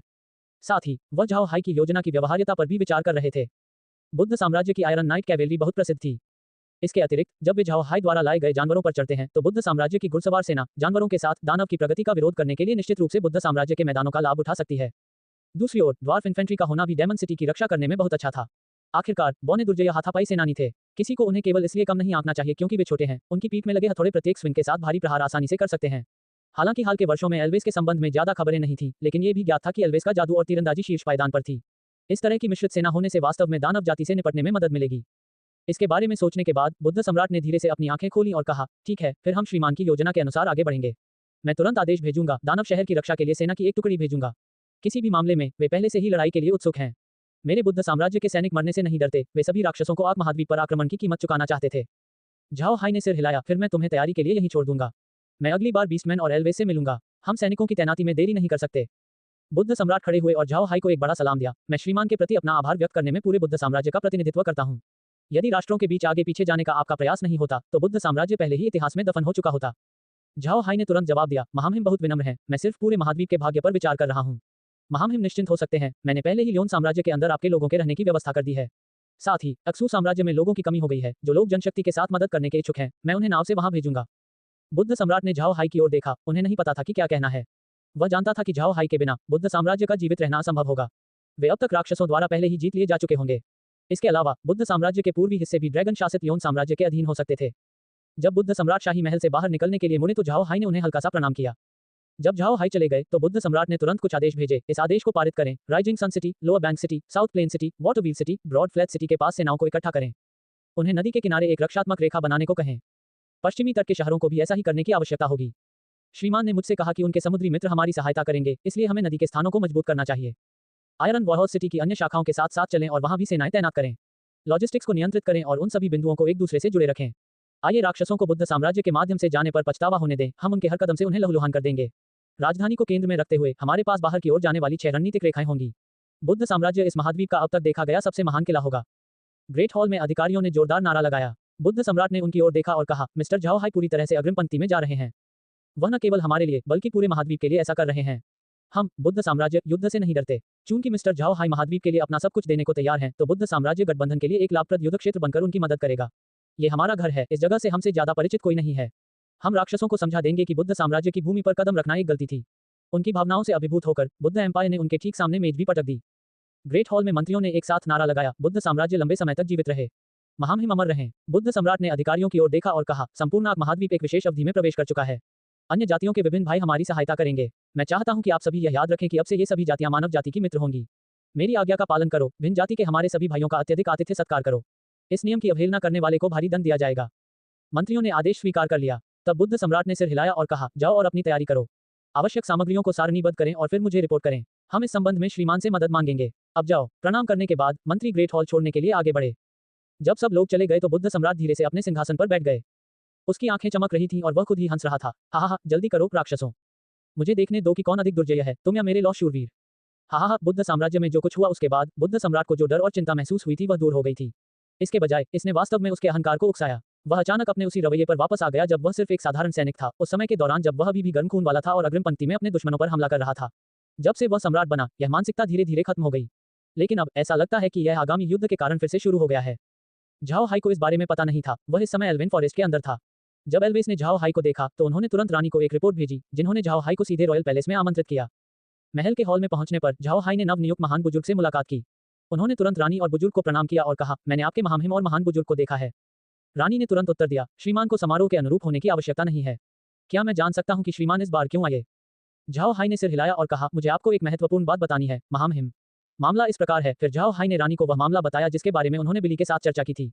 महामहिम, मुझे अच्छा लगेगा अगर आप दानव शहर की रक्षा में मदद के लिए सेना भेजें। इस विषय पर मैंने बुद्ध सम्राट से भी चर्चा की है। आप क्या सोचते हैं? रानी ने नाराजगी जताई। सच कहूं तो वह नहीं चाहती थी कि कल्पित बौने दूसरों के साथ मिलें। हालांकि वह ये भी जानती थी कि झाओ हाई की योजना कितनी प्रभावी होगी। इसलिए उसने सिर हिलाया और कहा, ठीक है, फिर मैं 5000 तीरंदाजों को डायमंड सिटी भेजने के लिए भेजूंगी। झाओ हाई ने सिर हिलाया और कहा, तो फिर महामहिम मेरा आभार व्यक्त करते हैं। मैं यहाँ अधिक समय तक नहीं रहूंगा, मुझे अभी भी बीस्टमैन के पास जाना है। हालांकि महामहिम निश्चिंत हो सकते हैं, यदि एल्वेस महाद्वीप में दिखाई देते हैं तो कोई भी उन्हें छूने की हिम्मत नहीं करेगा। अन्यथा मैं उन्हें दंड देने वाला पहला व्यक्ति बनूंगा। और साथ ही जब मैं जाऊंगा तो मैं 5000 ब्लड हॉक्स को एल्वेस की सवारी के लिए छोड़ दूंगा। वॉइसलेस साउंडबर्ड्स की तुलना में ब्लड हॉक्स युद्ध के लिए अधिक उपयुक्त माउंट हैं। जब महामहिम ने आपकी सेना तैयार कर ली है तो आप उन्हें दानव शहर की ओर ब्लड हॉक की सवारी करवा सकते हैं। रानी ने सिर हिलाया और कहा, ठीक है, फिर हम श्रीमान की व्यवस्था का पालन करेंगे। झाओ हाई ने जाने से पहले रानी को प्रणाम किया। जब झाओ हाई चला गया तो महान बुजुर्ग ने रानी की ओर देखा और कहा, महामहिम, क्या हमें वास्तव में इतनी जल्दी सेना भेजनी चाहिए? सच कहूं तो अपनी वर्तमान ताकत के साथ हम राक्षसों को जंगल के अंदर पर्याप्त रूप से रोक सकते हैं। दूसरी ओर हमें मनुष्यों के साथ मिलकर काम करने की आवश्यकता क्यों है? रानी ने अपना सिर हिलाया और कहा, चीजें इतनी आसान नहीं हैं। हालांकि एल्विन फॉरेस्ट वास्तव में हमारा डोमेन है, लेकिन हमारी जनसंख्या वास्तव में उतनी अधिक नहीं है। दूसरी ओर ये निश्चित है कि राक्षस भारी संख्या में आएंगे। यहाँ तक कि अगर हम उन्हें धीमा कर सकें तो हम भी संख्याओं के कारण पिस जाएंगे। हमें इंसानों के साथ काम करने में कोई दिक्कत नहीं है। इसके अलावा अगर हम यहाँ रहते हैं और मनुष्य राक्षसों को रोकने में सक्षम नहीं है तो क्या आपको लगता है कि हम उन्हें रोक सकते हैं? यह असंभव है। महान बुजुर्ग ने सिर हिलाया। वह जानती थी कि रानी सही थी। मनुष्यों की तुलना में उनकी जनसंख्या वास्तव में बहुत कम थी। कल्पित बौने और राक्षसों का जीवन समान रूप से लंबा होता है, लेकिन कल्पित बौनों को संतानोत्पत्ति की समस्या होती है। इससे उनकी संख्या काफी कम हो गई। यदि उनका राक्षसों के साथ युद्ध होता तो वे निश्चित रूप से हार जाते। रानी ने बड़े बुजुर्ग की ओर रुख किया और कहा, इसके अलावा मिस्टर झाओ हाई ने पहले ही हमें अपनी गारंटी दे दी है। अगर हम अपने सैनिकों को भेजते हैं तो कोई समस्या नहीं होनी चाहिए। यह महाद्वीप की सभी जातियों के लिए भी एक बड़ा अवसर है। यदि आग महाद्वीप राक्षसों और दैवीय जाति का विरोध करने के साथ साथ आग महाद्वीप की रक्षा करने के लिए मिलकर काम कर सकता है तो जातियों में बहुत लंबे समय के लिए एक अभूतपूर्व एकता होगी। इस वजह से हम एल्वेन फॉरेस्ट के अंदर चुप नहीं सकते। महान बुजुर्ग ने सिर हिलाया। कल्पित बौने ऐसे लोग नहीं थे जिन्हें कोई समस्या नहीं थी। हालांकि वे जंगल के अंदर अच्छा जीवन जी रहे थे, महान बुजुर्ग को पता था कि अभी भी कुछ चीजें थी जिनकी उनमें कमी थी। बौनों के संपर्क में आने से पहले वे वास्तव में बदतर जीवन जी रहे थे। झाओ हाई अभी इनमें से किसी के बारे में नहीं सोच रहा था। वह बीस्ट किंग से मिलने जा रहा था। द बीस्ट किंग भी पिछले कुछ दिनों से तैयारी कर रहे थे। इस समय संपूर्ण बीस्टमैन प्रेयरी को पहले से ही दानव जाति के बारे में पता था, लेकिन चूंकि वे अग्रिम मोर्चों से बहुत दूर थे, इसलिए केवल एक चीज जो वे प्रदान कर सकते थे वह थी जीवित सामग्री और साथ ही अंतिम मानव शरणार्थियों के लिए कुछ क्षेत्र तैयार करना। इसके अलावा ऐसा कुछ भी नहीं था जो वे कर सकें। झाओ हाई के आने पर बीस्ट किंग बहुत व्यस्त नहीं थे, इसलिए उन्होंने तुरंत झाओ हाई को इस अध्ययन के लिए आमंत्रित किया। द बीस्ट किंग ने झाओ हाई की ओर देखा और कहा, ये कैसा है? अग्रिम पंक्ति कैसी है? झाओ हाई ने बीस्ट किंग को देखकर मुस्कुराते हुए कहा, फ्रंटलाइन अच्छा कर रही है। इस बार मैं बीस्टमैन से कुछ सैनिक मांगने के लिए यहाँ आया था। बीस्ट किंग ने एक पल के लिए घूर कर देखा, फिर उसने कहा, सचमुच ये बहुत अच्छा है। युद्धरत कबीले लड़ाई के लिए उत्सुक हैं, लेकिन दुर्भाग्य से हम बुद्ध साम्राज्य से बहुत दूर हैं। तो मैं सेना कब भेजूंगा? जब उसने बीस्ट किंग का उत्साह देखा तो झाओ हाई मुस्कुराए बिना नहीं रह सका और कहा, जल्दी जाने की कोई जरूरत नहीं है। मैं यहाँ केवल आपसे सेना मांगने आया हूँ। इस समय ये बहुत अच्छा होगा यदि आप कुछ लोगों को डेमन सिटी की रक्षा में मदद करने के लिए तैयार कर सकें। और फिर झाओ हाई ने बीस्ट किंग को बुद्ध साम्राज्य से संबंधित योजनाओं के बारे में बताना जारी रखा। झाओ हाई की बात सुनने के बाद बीस्ट किंग ने बार बार सिर हिलाया और कहा, ठीक है, ये बहुत अच्छा है। मैं तुरंत सैनिकों की व्यवस्था करूंगा। आपने कहा कि आपको दानव शहर की रक्षा के लिए एक सेना की आवश्यकता है। मेरे मन में पहले से ही एक दौड़ है। वे इंसानों से काफी प्यार करते हैं और काफी सौम्य हैं। हालांकि वे बेहद मजबूत हैं और प्रेरी में कुछ पैदल सेना केंद्रित दौड़ों में से एक हैं। हालांकि उनमें माउंट भी हैं, लेकिन उनकी गति वास्तव में उतनी अच्छी नहीं है। शहरों की रक्षा करना उनके लिए कोई समस्या नहीं होनी चाहिए। झाओ हाई ने सिर हिलाया, यह अच्छा है। फिर मैं डेमन सिटी लौट आऊंगा। जब आपकी सेना एकत्र हो जाए तो मुझे संदेश भेजें और मैं उन्हें अपने साथ बुद्ध साम्राज्य और दानव शहर में ले जाऊंगा। द बीस्ट किंग ने सिर हिलाया और कहा, ठीक है, तो बस जानकारी की प्रतीक्षा करें। बीस्टमैन हमेशा से उन राक्षसों की ताकत को आजमाना चाहते थे। धन्यवाद। झाओ हाई ने हंसते हुए कहा, ठीक है, फिर मैं जा रहा हूँ। अभी भी ऐसी चीजें हैं जिन्हें फ्रंटलाइन में संसाधित करने की आवश्यकता है। द बीस्ट किंग ने सिर हिलाया, फिर झाओ हाई अंतरिक्ष में लौट आया। हालांकि वह तुरंत डेमन सिटी वापस नहीं गया। इसके बजाय वह बोरिस से मिलने के लिए एक्सू साम्राज्य में गया। हालांकि एक्सू साम्राज्य की सेना को बहाल कर दिया गया है, लेकिन बीस्टमैन के साथ युद्ध के दौरान उनके अनुभवी सेनानियों को समाप्त कर दिया गया था। इसने एक्सू साम्राज्य की ताकत को सभी साम्राज्यों में सबसे नीचे रख दिया। हालांकि एक्सू साम्राज्य अब भी बहुत सहयोगी था क्योंकि राक्षस आक्रमण कर रहे थे। वे दूसरों को सामान मुहैया करा रहे थे और यहाँ तक कि बुद्ध साम्राज्य के शरणार्थियों को भी लेने को तैयार थे। इस वजह से झाओ हाई को बोरिस से मिलने और उसके साथ नई योजना पर चर्चा करने की आवश्यकता महसूस हुई। बोरिस और झाओ हाई अतीत में नश्वर दुश्मन थे, लेकिन अब भावनाएं अलग थीं। वे अब सहयोगी थे। इसके अलावा दोनों अतीत में व्यक्तिगत रूप से नहीं मिले थे, इसलिए उन दोनों के बीच कोई असहजता नहीं थी। बोरिस ने अपने अध्ययन कक्ष में झाओ हाई का स्वागत किया। फिर जब उनके लोगों ने उन्हें चाय परोसी तो बोरिस ने झाओ हाई की ओर देखा और कहा, क्या श्रीमान इसलिए आए क्योंकि अग्रिम पंक्ति में एक दुर्घटना हुई थी? झाओ हाई थोड़ा चौंका, हालांकि वह मुस्कुराने में कामयाब रहा और कहा, चिंता करने की कोई जरूरत नहीं है, फ्रंटलाइन ठीक काम कर रही है। इस बार मैं एक अलग मामले पर चर्चा करने आया हूँ। फिर उसने बोरिस को बताया कि अग्रिम पंक्ति का क्या हुआ। तब झाओ हाई ने बोरिस की ओर देखा और कहा, महामहिम, मैं एक्सू साम्राज्य की वर्तमान स्थिति के बारे में जानता हूँ। इसलिए मैं आपसे कुछ सेना भेजने के लिए नहीं कहूंगा। हालांकि चूंकि अग्रिम पंक्ति में युद्ध चल रहा है, मुझे सहायता मांगने की आवश्यकता हो सकती है, इसलिए कृपया किसी भी स्थिति में अपने सैनिकों को तैयार रखें। अगर तुम्हें किसी चीज की जरूरत हो तो संदेश भेजने में संकोच न करें। बोरिस ने सिर हिलाया, ठीक है, आप निश्चिंत हो सकते हैं कि एक्सू साम्राज्य पूरा सहयोग देगा। मेरे एक्सू साम्राज्य ने अतीत में गलत निर्णय लिया होगा, हालांकि हम इस बार अपनी गलतियां नहीं दोहराएंगे। झाओ हाई ने सिर हिलाया, फिर उसने कहा, ठीक है, तो यहाँ मेरे मामले सुलझ गए हैं। मैं रोसेन सम्राट के साथ मामलों पर चर्चा करने के लिए रोसेन साम्राज्य जा रहा हूँ। बोरिस खड़ा हुआ और फिर झाओ हाई की ओर झुका। बोरिस को मिस्टर झाओ हाई को धन्यवाद देना चाहिए। आप और मैं दुश्मन हैं, फिर भी आपने उस तथ्य को नजरअंदाज करने और हमारी मदद करने का फैसला किया। इससे मुझे बहुत ग्लानि महसूस होती है। श्रीमान निश्चिंत हो सकते हैं, एक्सू साम्राज्य इस युद्ध का समर्थन करने के लिए अपना सब कुछ देगा। झाओ हाई ने बोरिस का धनुष लौटाया और कहा, महामहिम बहुत विनम्र हैं। आपकी और मेरी दुश्मनी इंसानों के बीच के झगड़े से ज्यादा कुछ नहीं है। इस बार हमें आक्रमणकारियों को पीछे हटाने के लिए एकजुट होना होगा। अंत में एक्सू साम्राज्य पहले ही कॉन्टिनेंट एलायंस के पक्ष में हो गया है। मुझे आशा है कि महामहिम अग्रिम पंक्ति को सहायता प्रदान करने के साथ साथ पीछे का भी ध्यान रखेंगे। बोरिस ने उत्तर दिया, श्रीमान निश्चिंत रहें, मुझे पता है कि यह कैसे करना है। झाओ हाई ने सिर हिलाया और फिर रोसेन साम्राज्य की ओर जाने से पहले एक बार फिर बोरिस को प्रणाम किया। झाओ हाई कुछ रोसेन और लियोन साम्राज्य के सैनिकों को बुद्ध साम्राज्य में स्थानांतरित करना चाहते थे। बुद्ध साम्राज्य अपने लौह शूरवीरों के लिए, रोसेन साम्राज्य अपनी लौह पैदल सेना के लिए, जबकि लियोन साम्राज्य अपनी जादुई जानवर घुड़सवार सेना के लिए जाना जाता था। रोसेन साम्राज्य के सैनिक शहरों की रक्षा करने में बहुत कुशल थे, दूसरी ओर लियोन घुड़सवार सेना मैदानी इलाकों में काफी कुशल थी। इन दोनों गुणों की इस समय बुद्ध साम्राज्य को बहुत आवश्यकता थी। झाओ हाई काफी समय तक रोसेन साम्राज्य में वापस नहीं लौटे। हालांकि वह अब लियोन साम्राज्य का सम्राट था, झाओ हाई वास्तव में अभी एक नहीं बनना चाहता था। इसलिए रोसेन सम्राट को देखते हुए उन्होंने अभी भी खुद को एक दामाद के रूप में व्यवहार किया। इससे सम्राट पर उसकी अच्छी छाप पड़ी। जब झाओ हाई इंपीरियल पैलेस पहुंचे तो सम्राट पहले से ही एक सम्मेलन आयोजित कर रहे थे। स्वाभाविक रूप से ये दानव जाति के बारे में चर्चा थी।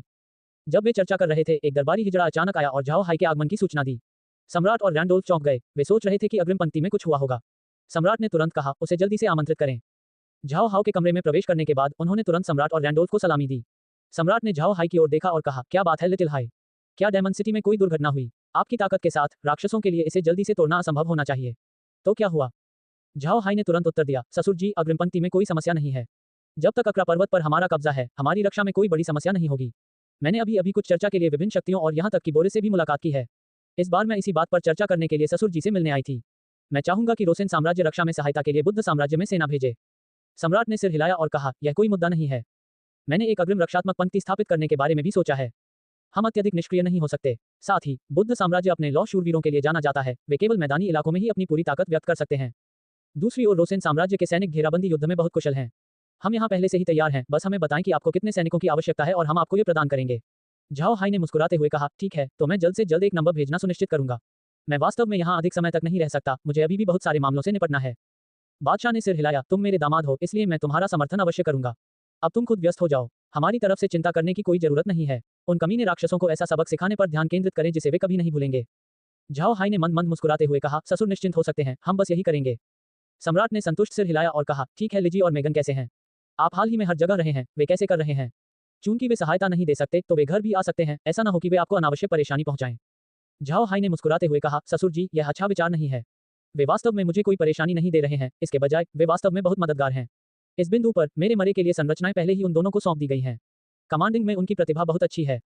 सम्राट और रैंडोल्फ घूरने से खुद को नहीं रोक सके। सम्राट ने हैरान होकर झाओ हाई की ओर देखा और कहा, क्या मेगन और लिजी ने आपके मरे हुए लोगों की जिम्मेदारी संभाली है?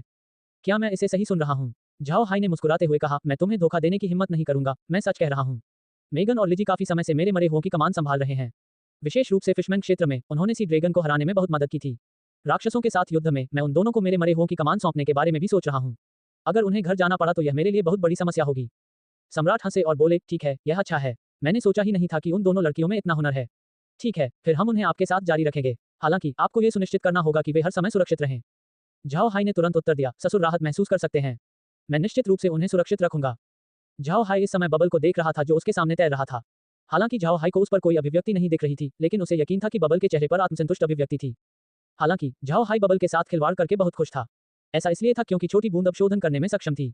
इसके अलावा अंतरिक्ष के पौधों पर किए गए प्रयोगों से बहुत अच्छे परिणाम मिले। बुलबुला अब कमल को निखारने के लिए तैयार था। झाओ हाई सोच रहा था कि एक बार परिष्कृत होने के बाद कमल क्या आश्चर्य लाएगा। झाओ हाई ने बबल की ओर देखा, फिर उसने चीखते हुए कहा, तुम किस बात को लेकर इतने आत्मसंतुष्ट हो रहे हो? जाओ और कमल पर काम करना शुरू करो। पूल में भी सब कुछ परिष्कृत करें। अगर कुछ भी गलत हुआ तो मैं तुम्हें जरूर साफ कर दूंगा। बबल झाओ हाई से बहुत डरता नहीं था, वह चतुर था, वह जानता था कि यद्यपि झाओ हाई शत्रुतापूर्ण था, झाओ हाई उसके साथ कुछ नहीं करेगा। झाओ हाई को कमल की बहुत ज्यादा परवाह थी, इसलिए अगर कुछ भी गलत हुआ तो झाओ हाई बहुत निराश होंगे। हालांकि बबल काफी सिरदर्द था, वास्तव में वह पहले से ही झाओ हाई को अपना गुरु मान चुका था। वह जानता था कि कब चीजें महत्वपूर्ण थीं और कब वह गड़बड़ कर सकता था। तो झाओ हाई सुनने पर बबल तुरंत घूमा और उस पूल के पास गया जहां कमल रखा हुआ था। फिर एक क्षण के बाद कमल ताल अचानक गायब हो गया। झाओ हाई इस बारे में बहुत आश्चर्यचकित नहीं था, वह जानता था कि बबल के पास उसके शरीर के अंदर अपनी जगह है जहां वह चीजों को स्टोर कर सकता है।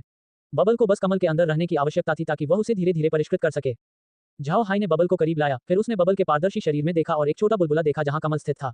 झाओ हाई ने सिर हिलाया और फिर बबल की ओर देखा और कहा, बबल, कमल को अच्छी तरह से परिष्कृत करना याद रखें। कोई गलती नहीं होनी चाहिए। अपनी ऊर्जा का एक एक इंच निखारने में लगाएं, विचलित न हो। समझना। बबल ने अनुपालन करते हुए कहा, युवा मास्टर, राहत महसूस करें, मैं इसे बिना किसी समस्या के पूरा करूंगा। झाओ हाई ने सिर हिलाया, फिर वह घूमा और विला की ओर बढ़ गया।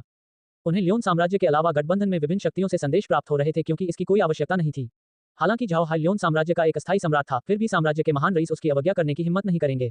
न केवल झाओ हाई की ताकत के कारण, बल्कि गठबंधन के केंद्र बिंदु के रूप में उनकी स्थिति के कारण भी।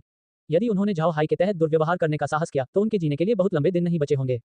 झाओ हाई ने उन्हें कुछ सैनिक तैयार करने का भी निर्देश दिया।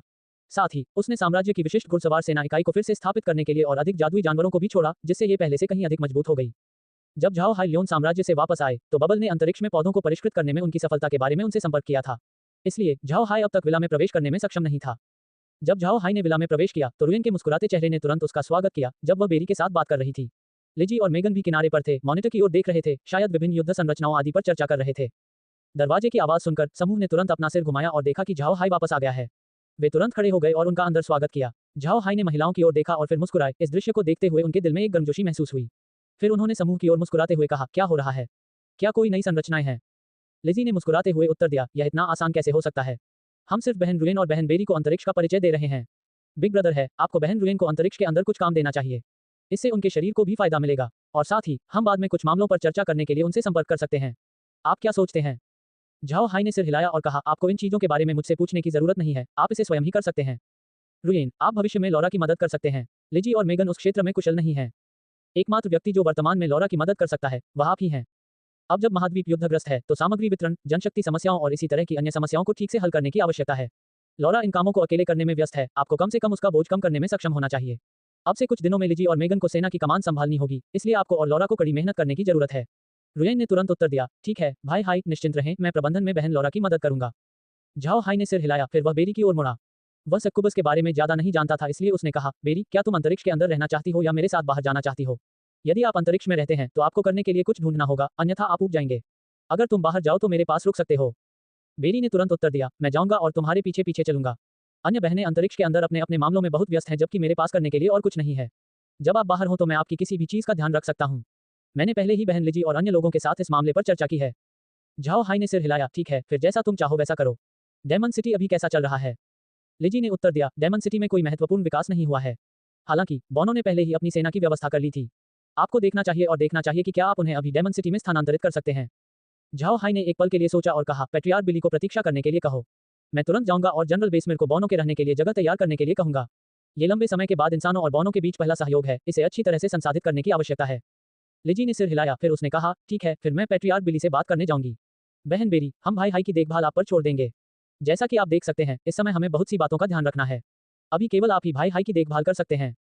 बेरी ने तुरंत उत्तर दिया, बहन निश्चिंत रहें, मैं भाई हाई की अच्छी देखभाल करूंगा। झाओ हाई बस हल्के से मुस्कुराए और कुछ नहीं कहा। दरअसल वह बहुत अधिक पसंद करेगा कि मेग उसकी देखभाल करे। आखिरकार मेग लंबे समय से उसकी देखभाल कर रही थी, इसलिए वह पहले से ही उसकी दिनचर्या से परिचित थी। हालांकि मेग लॉरा की नौकरी में मदद करने में भी काफी व्यस्त थी। उसकी अत्यधिक व्यस्तता के कारण उसके लिए झाओ हाई की देखभाल करना असंभव होगा। दूसरी ओर यह बिल्कुल स्पष्ट था कि बेरी की उन मामलों में कोई दिलचस्पी नहीं थी। इससे उसके लिए झाओ हाई के साथ अंतरिक्ष से बाहर जाना संभव हो गया। इस समय बेसमेर काफी चिंतित थे। वह केवल इतना जानता था कि झाओ हाई ने राक्षसों के साथ लड़ाई की थी और फिर आराम करने के लिए शहर वापस चला गया था। बेसमेर को नहीं पता था कि झाओ हाई अच्छा कर रहा है या शायद वह घायल हो गया है। यदि झाओ हाई घायल हो गया तो यह उनके मनोबल के लिए एक घातक झटका होगा। हालांकि जब झाओ हाई एक खूबसूरत महिला के साथ आई तो बेसमेर तुरंत शांत हो गई। फिर वह झाओ हाई का स्वागत करने के लिए आगे बढ़ा, मिस्टर आए, कृपया अंदर आएं। क्या मैं राक्षसों के साथ श्रीमान की लड़ाई के बारे में विवरण जान सकता हूँ? झाओ हाई ने मंद मंद मुस्कुराते हुए उत्तर दिया, ये काफी निष्पक्ष तरीके से हुआ। हम में से किसी ने भी दूसरे पर बहुत अधिक लाभ नहीं उठाया है, यही टाई है। ठीक है, मैं यहाँ कुछ बात करने आया हूँ। बेसमेर ने तुरंत कहा, मैं मिस्टर से मुझे बताने के लिए कहता हूँ और मैं उसका पालन करने की पूरी कोशिश करूंगा। झाओ हाई ने कहा, जनरल बहुत विनम्र है, इतना औपचारिक होने की कोई जरूरत नहीं है। मैं आपसे बस इतना कहना चाहता हूँ कि अगले कुछ दिनों में 3 शिविर तैयार करें, वे जितनी जल्दी खत्म हो जाएं उतना अच्छा होगा। कुछ बौने बाद में आएंगे, वे राक्षसों से बचाव में हमारी मदद करेंगे। कुछ ही दिनों में बीस्टमैन और एल्विन योद्धा भी आ जाएंगे। मैं चाहता हूं कि आप उनमें से प्रत्येक के लिए 3 अलग अलग क्षेत्र तैयार करें। साथ ही सभी को ये बताना भी सुनिश्चित करें कि उन्हें अपमानित करने से बचें। आने वाले दिनों में अन्य जातियों के साथ हमारा सहयोग बहुत महत्वपूर्ण होगा। जब बेसमेर ने झाओ हाई को सुना तो वह एक पल के लिए घूरे बिना नहीं रह सका। लेकिन इस खबर से खुश होने में ज्यादा समय नहीं लगा। वह जानता था कि यद्यपि हर कोई राक्षसों का विरोध करने को तैयार था, लेकिन उनके लिए सेना भेजना आवश्यक नहीं था। वहीं डेमन सिटी के लोग पहले ही इस सच्चाई को स्वीकार कर चुके थे। दूसरों को केवल नैतिक समर्थन देने वाला माना जा सकता है, लेकिन अब जब अन्य शक्तियां अपनी सेनाएं भेज रही हैं, तो रक्षकों का मनोबल निश्चित रूप से एक बार फिर बढ़ जाएगा। हालांकि झाओ हाई ने यह नहीं कहा, लेकिन बेसमेर को पता था कि इन सभी लोगों को झाओ हाई द्वारा आमंत्रित किया गया था। बेसमेर को उम्मीद नहीं थी कि झाओ हाई का अन्य जातियों पर इतना दबदबा होगा। ये गठबंधन के लिए बहुत अच्छा था, इसलिए बेसमेर तुरंत सहमत हो गए। श्रीमान निश्चिंत रहें, मैं तुरंत उन क्षेत्रों की व्यवस्था करूंगा। झाओ हाई ने सिर हिलाया और कहा, इसके अलावा कल्पित बौने भोजन के रूप में केवल फल और हरी सब्जियां लेते हैं, वे मांस नहीं खाते हैं। उन्हें राशन देते समय इस बात का ध्यान रखें। दूसरी ओर बीस्टमैन को मांस बहुत पसंद है। बौने और जानवर दोनों को शराब पीना पसंद था, उनके लिए कुछ तैयार करें। यदि आपके हाथ में इनमें से कुछ भी न हो तो मुझे सूचित करने में संकोच न करें। बेसमेर ने तुरंत उत्तर दिया, हाँ श्रीमान, मैंने उन सभी को नोट कर लिया है। चिंता मत करो, मैं सुनिश्चित करूंगा कि कुछ भी गलत न हो। झाओ हाई ने सिर हिलाया, फिर उन्होंने आगे कहा, एल्व्स के लिए क्षेत्र को बहुत साफ रखना याद रखें, उन्हें गंदी जगहें पसंद नहीं है। साथ ही सैनिकों से कहें कि वे सुदृढ़ीकरण को ऐसे न देखें जैसे कि वे राक्षस हों। बौने और जानवर जल्दी ही अपना आपा खो देते हैं और कल्पित बौने बहुत आसानी से नाराज हो जाते हैं। जब वास्तविक लड़ाई आएगी तो इस तरह की छोटी मोटी समस्याएं अच्छी नहीं होंगी। बेसमेर ने उत्तर दिया, ठीक है, मैं इसका ध्यान रखूंगा। झाओ हाई ने सिर हिलाया, फिर उसने बाहर देखा और आह भरते हुए कहा, मैंने पहले ही महामहिम से बात कर ली है। जबकि हम जितना संभव हो सके राक्षसों को यहाँ रोकेंगे। बुद्ध साम्राज्य पूरे साम्राज्य में रक्षात्मक लाइनें प्रदान करने के लिए अपनी सेना जुटाएगा। जब सभी नागरिक वापस चले जाएंगे तो पूरे बुद्ध साम्राज्य को एक विशाल किले में बदल दिया जाएगा। जब राक्षस इसकी भूमि पर कदम रखेंगे तो हम उन्हें कष्ट देंगे। ये सुनते ही बेसमेर की आंखों में आग आ गई। राक्षसों के प्रति उसकी नफरत फिर से उभर आई और उसने जवाब दिया, ठीक है श्रीमान, निश्चिंत हो सकते हैं, सब कुछ योजना के अनुसार होगा। लेकिन इसके साथ ही यह अपरिहार्य है कि बुद्ध साम्राज्य नष्ट हो जाएगा। झाओ हाई ने हल्के से आह भरी और कहा, बुद्ध साम्राज्य की भूमि निश्चित रूप से नष्ट हो जाएगी। हालांकि जब तक इसके नागरिक जीवित हैं तब तक देर सबेर हम भूमि को पुनः प्राप्त कर सकते हैं और साम्राज्य को पुनर्जीवित कर सकते हैं। जमीन की चिंता करना बेकार है। मत भूलो, साम्राज्य के लिए सबसे महत्वपूर्ण चीज उसके लोग और उसकी प्रतिभाएं हैं। डायमंड सिटी के नागरिक पहले ही वापस चले गए हैं, इसलिए भले ही सेना अंदर चली गई हो, फिर भी शहर के अंदर बहुत सी खाली जगहें थीं। इस वजह से बेसमेर को सुदृढ़ीकरण के लिए 3 अलग अलग क्षेत्रों की व्यवस्था करने में ज्यादा समय नहीं लगा। इसके अलावा बेसमेर ने संदेश भेजा है कि बौने जल्द ही आएंगे। उन्होंने लोगों से कहा कि वे बौनों को भड़काएं नहीं, क्योंकि उनका स्वभाव बहुत अच्छा नहीं है। जब ये सूचना शहर में फैली तो लोगों ने तुरंत अपनी प्रतिक्रिया व्यक्त की। उन सभी का विचार बेसमेर जैसा ही था। हालांकि यह कहा गया था कि राक्षसों का विरोध करने के लिए मनुष्यों और अन्य जातियों के बीच एक गठबंधन था। बिना किसी सुदृढ़ीकरण के एक लंबा समय बीत गया। इससे रक्षकों को लगा कि यह सिर्फ एक अफवाह थी जो महाद्वीप के प्रमुख साम्राज्यों द्वारा फैलाई गई थी। और साथ ही झाओ हाई की यहाँ उपस्थिति केवल उनकी चिंताओं को शांत करने के लिए थी। उन्होंने यह नहीं सोचा था कि अन्य जातियां वास्तव में शहर की रक्षा में मदद के लिए कुछ सेनाएं भेजेंगी। झाओ हाई को इन प्रतिक्रियाओं की परवाह नहीं थी। बेसमेर ने रहने के क्षेत्रों की व्यवस्था करने के बाद तुरंत बेरी को उनका निरीक्षण करने के लिए ले लिया। जब कोई समस्या नहीं थी, झाओ हाई ने बेरी को शहर के बाहर ले जाया, क्योंकि उसने एक स्थानिक दरार खोल दी जिससे ड्वार्फ को दानव शहर की ओर जाने की अनुमति मिल गई। बौने सेना का नेतृत्व करने वाला एक बुजुर्ग था। झाओ हाई का मानना है कि इस बुजुर्ग का नाम जूलियन होना चाहिए। वह काफी युवा बुजुर्ग थे और झाओ हाई के साथ उनके संबंध काफी अच्छे थे। जब जूलियन दरार से बाहर आया तो उसने झाओ हाई को प्रणाम किया और कहा, श्रीमान, हमारे यहाँ 50,000 सैनिक हैं और साथ ही 10,000 लोहे के जानवर भी हैं। झाओ हाई द्वारा शिष्टाचार लौटाने के बाद उन्होंने मुस्कुराते हुए कहा, ठीक है, मेरे पीछे आओ, मैं तुम्हें तुम्हारे क्षेत्र में ले जाऊंगा। जूलियन ने सिर हिलाया, फिर वह सेना को आदेश देने के लिए मुड़ा। ये लोग बौने जाति के सबसे उत्कृष्ट सैनिक थे। उन सभी के पास अपने युद्ध हथौड़े, पूर्ण लोहे का कवच और लोहे की ढाल थी। इनके अलावा उनके पास लंबी दूरी के हमलों के लिए छोटी कुल्हाड़ी का एक सेट भी था। जल्द ही 50,000 सैनिक और 10,000 लौह जानवर आगे बढ़ने के लिए तैयार हैं। झाओ हाई ने उनकी ओर देखा और कहा, भाइयों, हम जल्द ही लड़ाई की ओर बढ़ेंगे। ये पहली बार होगा जब हम लंबे समय के बाद इंसानों के साथ सहयोग करेंगे। उनकी निगाहों से आश्चर्यचकित न हो, वे बस उत्सुक हैं। जब युद्ध आएगा तो हम उन्हें चौंका देंगे। फिर भी अगर लोग आप पर हंसने की हिम्मत करते हैं तो उन्हें तुरंत मुक्का न मारें, पहले मुझे मामले की रिपोर्ट करें और मैं खुद ही इससे निपट लूंगा। झाओ हाई हमेशा बौनों से इसी तरह बात करते थे, इसलिए वे पहले से ही इसके आदी थे। जब झाओ हाई ने बात समाप्त की तो उन सभी ने चिल्लाना जारी किया। फिर उन्होंने झाओ हाई का पीछा डेमन सिटी तक किया। वहां जाते समय वे सभी उत्सुकतापूर्वक इधर उधर देख रहे थे। कोई भी उन्हें दोष नहीं दे सकता था, आखिरकार वे बहुत लंबे समय से बौने पर्वत के अंदर थे। यह अजीब नहीं होगा अगर उन्हें इस नई जगह में दिलचस्पी हो। जल्द ही बड़ी इकाई ने डेमन सिटी से संपर्क किया। जब शहर में सैनिकों ने झाओ हाई के समूह को देखा तो वे वहां से नहीं हटे और बस उन्हें मिले निर्देश के कारण वहीं खड़े रहे। हालांकि वे सभी जिज्ञासावश अपनी गर्दनें फैलाने से खुद को नहीं रोक सके। दूसरी ओर साहसी लोग बहुत अनुशासित नहीं थे और बस दीवारों की ओर चले गए और बौनों को देखा। लेकिन किसी ने एक शब्द भी कहने की हिम्मत नहीं की। वे सभी बौनों के स्वभाव के साथ साथ झाओ हाई के आदेशों के बारे में भी जानते थे। अगर उन्होंने कुछ भी कहने की हिम्मत की तो झाओ हाई निश्चित रूप से उन्हें जाने नहीं देंगे। दरअसल ये साहसी लोग झाओ हाई से बेहद डरते थे। वह बहुत ही क्रूर और निर्दयी माना जाता था, जिसने एक ही रात में कई लाख अक्सू साम्राज्य के सैनिकों को मरे नहीं बना दिया था। ये कुछ ऐसा था जिसे आसानी से भुलाया नहीं जा सकता। इसलिए इन साहसी लोगों ने बिना कोई शोर या इशारा किए बस बौनों को देखा। झाओ हाई इस परिणाम से बहुत संतुष्ट थे। जूलियन को बेसमीर देखने ले जाने से पहले वह तुरंत बौनों को उनके क्षेत्र में ले आया। आखिरकार झाओ हाई के लिए हर समय यहाँ रहना असंभव था, इसलिए जूलियन और बेसमेर को भविष्य में सहयोग के लिए एक दूसरे से परिचित होने की आवश्यकता थी। जब झाओ हाई जूलियन को जनरल के आवास पर ले गए तो बेसमेर ने तुरंत उनका गर्मजोशी से स्वागत किया। बेसमेर ने उत्सुकता से जूलियन की ओर देखा जबकि झाओ हाई ने बेसमेर को सलामी दी और कहा, जनरल, मैं आपको बौने बुजुर्ग जूलियन से मिलवाता हूँ। जूलियन, ये जनरल बेसमेर है जो डेमन सिटी की रक्षा सेना के लिए बुद्ध साम्राज्य का जनरल है। जूलियन और बेसमेर ने एक दूसरे को सलामी दी। फिर झाओ हाई ने कहा, ठीक है, तो चलिए अंदर चलते हैं। इसके बाद वे तीनों जनरल के आवास के अंदर चले गए। निवास के अंदर दानव शहर का एक बड़ा स्थलाकृतिक मानचित्र था। झाओ हाई मानचित्र की ओर गया और किसी चीज की ओर इशारा करते हुए कहा, हम दानव के आक्रमण से बचाव के लिए यहाँ दानव शहर में हैं। इस समय राक्षस अभी भी अपना शहर बनाने में व्यस्त हैं। हालांकि मेरा मानना है कि उनके पास अपने स्वयं के जादूगर हैं, इसलिए उन्हें समाप्त होने में ज्यादा समय नहीं लगेगा।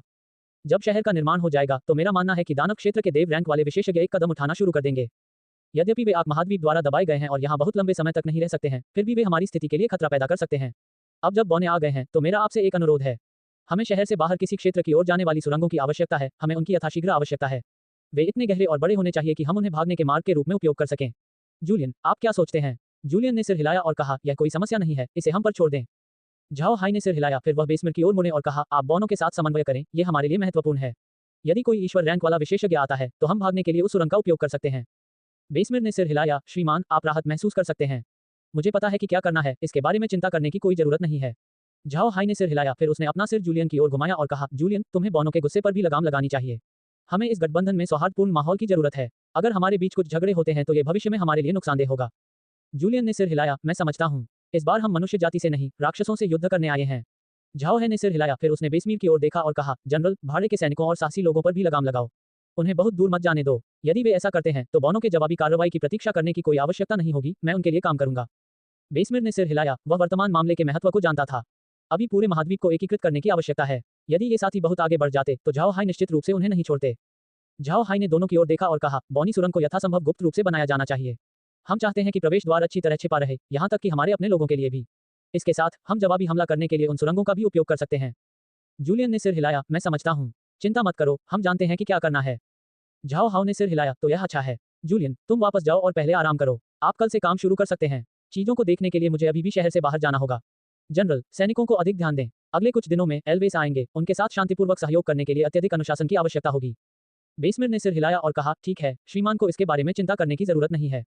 झाओ हाई ने सिर हिलाया, फिर जूलियन की ओर देखा और कहा, चलो चलें। तुम्हें वापस ले जाने के बाद मैं तुम्हारे आदमियों के लिए भी कुछ शराब छोड़ जाऊंगा। इस बीच उन्हें यहाँ रहने का आनंद लेने दीजिए। जूलियन ने हंसते हुए उत्तर दिया, यह अच्छा होगा। इस बार हम कोई शराब नहीं लाए, हम उम्मीद कर रहे हैं कि आप हमें शराब मुहैया कराएंगे। झाओ हाई हंसे और साथ ही उन्होंने जूलियन को जनरल के आवास से बाहर निकाला। जबकि बेसमेर ने झाओ हाई और जूलियन की पीठ को देखा, अंततः उसे समझ आया कि झाओ हाई अन्य जातियों के साथ कैसे अच्छे संबंध बना सकता है। ऐसा इसलिए था क्योंकि झाओ हाई ने उनके साथ एक अन्य जाति के रूप में व्यवहार नहीं किया था। उनके प्रति उनका व्यवहार मनुष्यों के प्रति उनके व्यवहार से अलग नहीं था। यह इतना आसान था। हालांकि भले ही यह करना आसान था, केवल कुछ ही लोग इसे कर पाते हैं। महाद्वीप के मनुष्य स्वयं को श्रेष्ठ महसूस करने के आदी थे। उन्होंने सदैव अन्य जातियों को हेय दृष्टि से देखा है। इससे अन्य जातियां भी उन्हें नापसंद करने लगी। अंत में किसी को भी कोई पसंद नहीं आया, जिससे उनके लिए सहयोग करना असंभव हो गया। बेसमेर ने आह भरी, फिर वह घूमा और अपने कमरे में वापस चला गया। सच कहूं तो वह भी अन्य जातियों को नीचा देख रहा था, लेकिन झाओ हाई ने उसे जगा दिया। स्थिति अब बहुत अलग थी, वे अब अलग अलग जातियों को नीची दृष्टि से नहीं देख सकते थे। जब झाओ हाई जूलियन को उसके शिविर तक ले गया तो उसने बहुत सारी शराब भी छोड़ दी। जहां तक अन्य आवश्यकताओं की बात है, उनके बारे में चिंता करने की कोई आवश्यकता नहीं थी। बेसमेर ने इसे पहले से ही बॉनो के लिए तैयार कर लिया था। इससे झाओ हाई ने अंदर ही अंदर बेसमेर की सराहना की। झाओ हाई ने दूर से व्यस्त राक्षसों को देखा और आहें भरने के अलावा कुछ नहीं कर सका। वह वास्तव में अपने सभी मृतकों को बुलाना चाहता था और फिर उन्हें सीधे मार देना चाहता था। हालांकि झाओ हाई को पता था कि यह काम नहीं करेगा। ये तो तय था कि विशेषज्ञ वहां पहले से ही तैनात थे। हालांकि झाओ हाई अपने मरे हुओं से उन्हें अभिभूत कर सकता है, वह ये भी जानता था कि राक्षस निश्चित रूप से तैयार थे। यदि झाओ हाई ने उन पर हमला किया तो निश्चित रूप से उन्हें लंबे समय में भारी नुकसान होगा। इसके अलावा झाओ हाई को कुछ संदेह था कि ईश्वर रैंक वाले विशेषज्ञ पहले ही आ चुके थे। मौजूदा निर्माण के कारण ही ईश्वर रैंक वाले विशेषज्ञों ने वहीं रुकने का फैसला किया। झाओ हाई के मन में यह विचार आने का कारण एक निश्चित व्यक्ति था और यह कोई और नहीं बल्कि दानव ड्रैगन राजा था। कयर को दानव ड्रैगन राजा के बारे में जो जानकारी मिल पाई वह बहुत छोटी थी। वास्तव में ऐसी अधिक जानकारी नहीं थी जो कयर को दानव क्षेत्र के ईश्वर रैंक वाले विशेषज्ञों के बारे में मिल सके। ये भगवान रैंक वाले विशेषज्ञ बहुत अच्छी तरह से छिपे हुए थे और ये दानव ड्रैगन किंग काफी कम महत्वपूर्ण विशेषज्ञ भी था। और चूंकि कयर यह पता लगाने में असमर्थ था कि उसकी ताकत क्या थी, झाओ हाई का मानना था कि दानव ड्रैगन किंग स्वयं एक ईश्वर रैंक वाला विशेषज्ञ था। हालांकि झाओ हाई ने दानव ड्रैगन राजा के साथ लड़ाई नहीं की थी, उसे बस यह एहसास था कि दूसरा पक्ष एक ईश्वर रैंक वाला विशेषज्ञ था। वह वास्तव में इस भावना का वर्णन नहीं कर सकता है, लेकिन यह वहां था। यही कारण था कि झाओ हाई ने जल्दबाजी नहीं की। दूसरी ओर झाओ हाई का भी मानना था कि दानव ड्रैगन किंग को उसकी ताकत का एहसास हो गया था, इसलिए वह आगे बढ़ने में जल्दी नहीं था और बस अपने शहर का निर्माण करने के लिए रुक गया। ऐसा लगता है जैसे दोनों पक्ष एक दूसरे की क्षमता से डर रहे हैं। यदि दूसरे पक्ष के पास दानव ड्रैगन किंग ही ईश्वर रैंक वाला विशेषज्ञ होता तो झाओ हाई विनम्र नहीं होते और बस उन पर हमला कर देते। लेकिन अब ऐसा लगता है कि दुश्मन के पास एकमात्र ईश्वर रैंक वाला विशेषज्ञ के रूप में दानव ड्रैगन किंग नहीं है। झाओ हाई को लगता है कि दुश्मन की सेना में कम से कम 5 ईश्वर रैंक वाले विशेषज्ञ थे। यदि उसने आक्रमण करने का साहस किया तो उसे उन देव रैंक वाले विशेषज्ञों द्वारा घेर लिया जा सकता है। हालांकि भले ही झाओ हाई ने हमला नहीं किया हो, फिर भी वे 5 ईश्वर रैंक वाले विशेषज्ञ दानव शहर पर कदम रख सकते हैं। यदि उन्होंने इसे इस तरह से किया तो झाओ हाई की पूर्व तैयारी अनिश्चित स्थिति में आ सकती है। दूसरे पक्ष ने हमला क्यों नहीं किया, झाओ हाई निश्चित नहीं थे। शायद वे अभी भी आग महाद्वीप के लिए अनुकूलित नहीं हैं, कौन जानता है। वास्तव में झाओ हाई अपने अनुमान में सही थे। इन विशेषज्ञों को अभी भी खुद को आग महाद्वीप से परिचित कराने की आवश्यकता थी। यही कारण था कि उन्होंने इस बीच कोई भी कार्रवाई करने से परहेज करने का फैसला किया। आग महाद्वीप के अपने स्वयं के कानून थे, उनमें से एक ने ईश्वर रैंक वाले विशेषज्ञों के दीर्घकालिक अस्तित्व को रोक दिया था। जैसे जैसे उल्लंघन करने वाला पक्ष मजबूत होता जाता है, इस कानून का दमन और अधिक शक्तिशाली होता जाता है। इसलिए इन देव रैंक वाले राक्षसों को अपनी पूरी ताकत से प्रदर्शन करने के लिए अपनी ताकत को अनुकूलित करने की आवश्यकता थी। इस वजह से झाओ हाई के अस्तित्व के साथ साथ उसके मरे नहीं होने के अलावा दानव ड्रैगन राजा ने वहीं रुकने और तुरंत दानव शहर पर हमला करने से परहेज करने का फैसला किया। बेरी वर्तमान में झाओ हाई के ठीक बगल में थी। इस समय वह उसकी ओर मुड़ी और बोली, भाई हाई, ज्यादा चिंता करने की कोई जरूरत नहीं है। हालांकि बहुत सारे राक्षस हैं जो आक्रमण करने आएंगे, फिर भी उन सभी को स्थानिक दरार से बाहर आने में कुछ समय लगेगा। मुझे पहले ही उनकी योजनाओं की भनक लग गई थी। अपने शहर के निर्माण के लिए उनके पास कई ईश्वर रैंक वाले विशेषज्ञ होंगे जो मोहरा की कमान संभालेंगे। उसके बाद वे धीरे धीरे आग महाद्वीप पर हमला करने के लिए आगे बढ़ेंगे। झाओ हाई ने सिर हिलाया और कहा, मैं भी यही सोच रहा था। लेकिन उनके पास कितने ईश्वर रैंक वाले विशेषज्ञ हैं, और चूंकि उनके पास भगवान स्तर के विशेषज्ञ हैं तो उन्होंने अभी तक कोई हमला क्यों नहीं किया। बेरी ने मुस्कुराते हुए कहा, चीजें इतनी आसान नहीं हैं। हालांकि वे ईश्वर रैंक वाले विशेषज्ञ हैं, मैंने सुना है कि आग महाद्वीप पर पहुंचने के बाद भी उन्हें अनुकूलन की आवश्यकता होगी, अन्यथा वे अपनी पूरी ताकत नहीं दिखा पाएंगे और उन्हें अनुकूलित होने में लगने वाला समय कम नहीं है। इसलिए उन्हें अपनी पूरी क्षमताएं व्यक्त करने में अभी भी काफी समय लगेगा। हम निश्चित रूप से लंबे समय तक उनका विरोध कर सकते हैं। झाओ हाई ने भौहें चढ़ाते हुए कहा, मुझे डर है कि दानव क्षेत्र में बहुत सारे ईश्वर रैंक वाले विशेषज्ञ होंगे। यदि वे सभी आग महाद्वीप पर पहुंच जाएं तो हम गहरे संकट में पड़ जाएंगे। जब बेरी ने यह सुना तो वह भी भौहें सिकोड़ने से खुद को नहीं रोक सकी। ये भी कोई मुद्दा है। मैं जानता हूं कि दानव क्षेत्र में बहुत सारे ईश्वर रैंक वाले विशेषज्ञ हैं। अगर वे हमला करेंगे तो वाकई बहुत परेशानी होगी। झाओ हाई ने आह भरी, फिर उन्होंने कहा, ऐसा लगता है कि हमें जल्द ही अपनी योजना शुरू करने की जरूरत है। अंतरिक्ष में बहुत सारी जड़ी बूटियां हैं, लेकिन देव श्रेणी की औषधि बनाने के लिए हमें जिन जड़ी बूटियों की आवश्यकता होती है वे वास्तव में बहुत सारी हैं। साथ ही उन पौधों के विकास का समय भी बहुत लंबा होता है। ईश्वर रैंक वाली औषधि बनाने की हमारी दर बहुत कम है। झाओ हाई को तुरंत पता चल गया कि प्रोसेसिंग मशीन अब ईश्वर रैंक वाली औषधि बनाने में सक्षम है।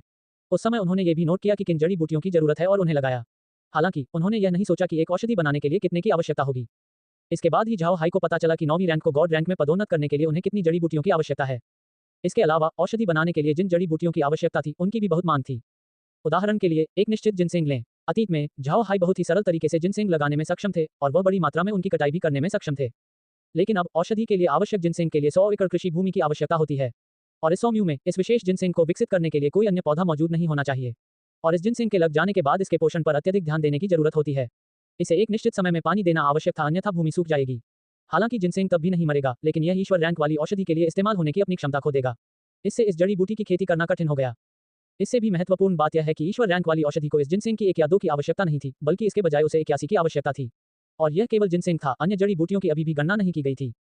यदि कोई औषधि बनाना चाहता है तो उसे 100 से अधिक जड़ी बूटियां उगानी होंगी। उनमें से प्रत्येक अद्वितीय था और उनमें से प्रत्येक को बढ़ने के विशेष तरीकों की आवश्यकता थी। इनमें से कुछ पृथ्वी पर मौजूद थे जबकि कुछ को गोल्ड मेटल फल की तरह झाओ हाई ने पहले ही हासिल कर लिया था और गोल्ड मेटल फल की आवश्यक मात्रा वास्तव में जिनसेंग से अधिक थी। इन सभी सीमाओं के कारण झाओ हाई अभी भी ग्रीन और अन्य को ईश्वर रैंक वाले विशेषज्ञ बनाने में असमर्थ था। वर्तमान में उसके पास मौजूद सामग्रियों के साथ झाओ हाई के पास केवल एक ईश्वर रैंक वाली औषधि बनाने के लिए पर्याप्त है।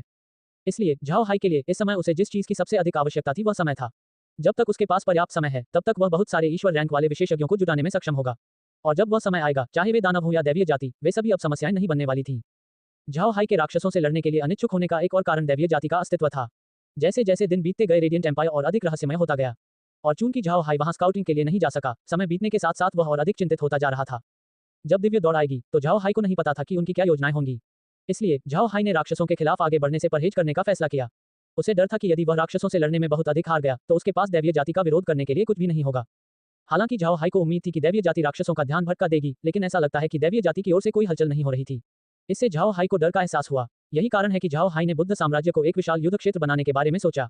यह न केवल राक्षसों से लड़ने में मदद करेगा बल्कि रेडियंट साम्राज्य के आक्रमण के समय भी उपयोगी साबित होगा। जब बेरी ने झाओ हाई को 9वें रैंक को गॉड रैंक वाले विशेषज्ञों में पदोन्नत करने का उल्लेख करते हुए सुना तो वह तुरंत चौंक गई। ऐसा लगा जैसे उसे कुछ याद आ गया हो। बेरी ने झाओ हाई को शर्मिंदगी से देखा और शर्मीली आवाज में कहा, भाई है, मैं 9वीं रैंक का सक्कुबस हूँ। जब सक्कुबस अपनी शादी को संपन्न करती है तो उसकी ताकत में भारी वृद्धि होगी। बेरी नीचे की ओर देखते हुए शर्मा रही थी। झाओ हाई ने बेरी की ओर देखा और तुरंत समझ गई कि वह क्या कहना चाहती थी। बेरी 9वीं रैंक की विशेषज्ञ थी। अगर उसकी शादी आधिकारिक हो जाती तो उसकी ताकत को भारी पदोन्नति मिलती, उसके लिए गॉड रैंक तक आगे बढ़ना भी संभव हो सकता था। जब उसने ये सोचा तो झाओ हाई की आंखें चमकने से खुद को रोक नहीं सकी। जहां तक शादी को संपन्न करने की बात है, झाओ हाई को तुरंत समझ आ गया कि यह क्या था। हालांकि बेरी झाओ हाई की पत्नी बन गई थी और लोगों ने उसकी स्थिति को पहचान लिया था, लेकिन उन दोनों ने अभी तक शादी को आधिकारिक नहीं बनाया था। दूसरे शब्दों में, उन्होंने वह नहीं किया जो विवाहित लोग करते थे। झाओ हाई ने बेरी की ओर देखा और कहा, क्या आप निश्चित हैं? बेरी ने शर्माते हुए सिर हिलाया। इससे झाओ हाई हंस पड़े और बोले, तो फिर हम किसका इंतजार कर रहे हैं, चलिए चलते हैं। फिर जब वे अंतरिक्ष की ओर चमके तो उन्होंने बेरी को खींच लिया। हालांकि वह विला के प्रवेश द्वार से नहीं गया बल्कि सीधे अपने कमरे के अंदर दिखाई दिया। बेरी जानती थी कि क्या होगा, इसलिए उसका विरोध करने का कोई इरादा नहीं था। उसने शर्मिंदगी से अपना सिर नीचे झुका लिया, जिससे वह झाओ हाई के लिए और अधिक आकर्षक हो गई। झाओ हाई ने बेरी का हाथ पकड़ते हुए कहा, बेरी, मैं क्षमा चाहता हूँ। स्थिति काफी व्यस्त है और मैं आपके लिए शादी आयोजित करने में सक्षम नहीं हूँ। बेरी ने झाओ हाई की ओर देखते हुए अपना सिर हिलाया और कहा, आपने कुछ भी गलत नहीं किया, भाई हाई। मुझे वास्तव में किसी समारोह की परवाह नहीं है। जब तक तुम मुझे अपनी पत्नी के रूप में मानते हो तब तक ये पर्याप्त होगा। झाओ हाई ने बेरी के सिर को थपथपाया और फुसफुसाया, मूर्ख लड़की। झाओ हाई ने बेरी को अपनी गोद में खींच लिया और धीरे से उसके माथे को चूमा। जैसे ही झाओ हाई उसकी आंखों, उसकी नाक, उसके गाल, उसकी गर्दन को चूमने के लिए नीचे गई, बेरी ने धीरे से अपनी आंखें बंद कर लीं। जब बेरी ने झाओ हाई के होठों को अपने ऊपर महसूस किया तो वह अपने पूरे शरीर में बिजली का कट दौड़ने से खुद को नहीं रोक सकी। उसका शरीर सुन्न हो गया, जिससे उसकी सारी ऊर्जा खत्म हो गई। झाओ हाई ने धीरे से बेरी के कपड़े उतार दिए और वह उसके पूरे शरीर को चूमने लगा। अंत में उसका मुंह बेरी के संवेदनशील स्तनों तक पहुंच गया। वह उसे तब तक छेड़ता रहा जब तक बेरी ने खुशी से कराह नहीं भरी। झाओ हाई को उम्मीद नहीं थी कि बेरी का स्वाद इतना अच्छा होगा। वह खुद को रोक नहीं पा रहा था। वह मदद नहीं कर सका, लेकिन टिप पर हल्के से कुतरने लगा क्योंकि बेरी ने एक मधुर ध्वनि दी, जिससे झाओ हाई और भी अधिक उत्तेजित हो गया। झाओ हाई की जीभ ने एक पल के लिए बेरी की चोटियों का पता लगाया, इससे पहले कि वह गया और बेरी के होठों को चूम लिया। झाओ हाई के होठों से मिलते ही बेरी ने अपनी जीभ मोड़ ली। झाओ हाई ने अपने सारे कपड़े उतार दिए और बेरी के फिगर पर काम करना शुरू करने से पहले वे दोनों आपस में खेलने लगे।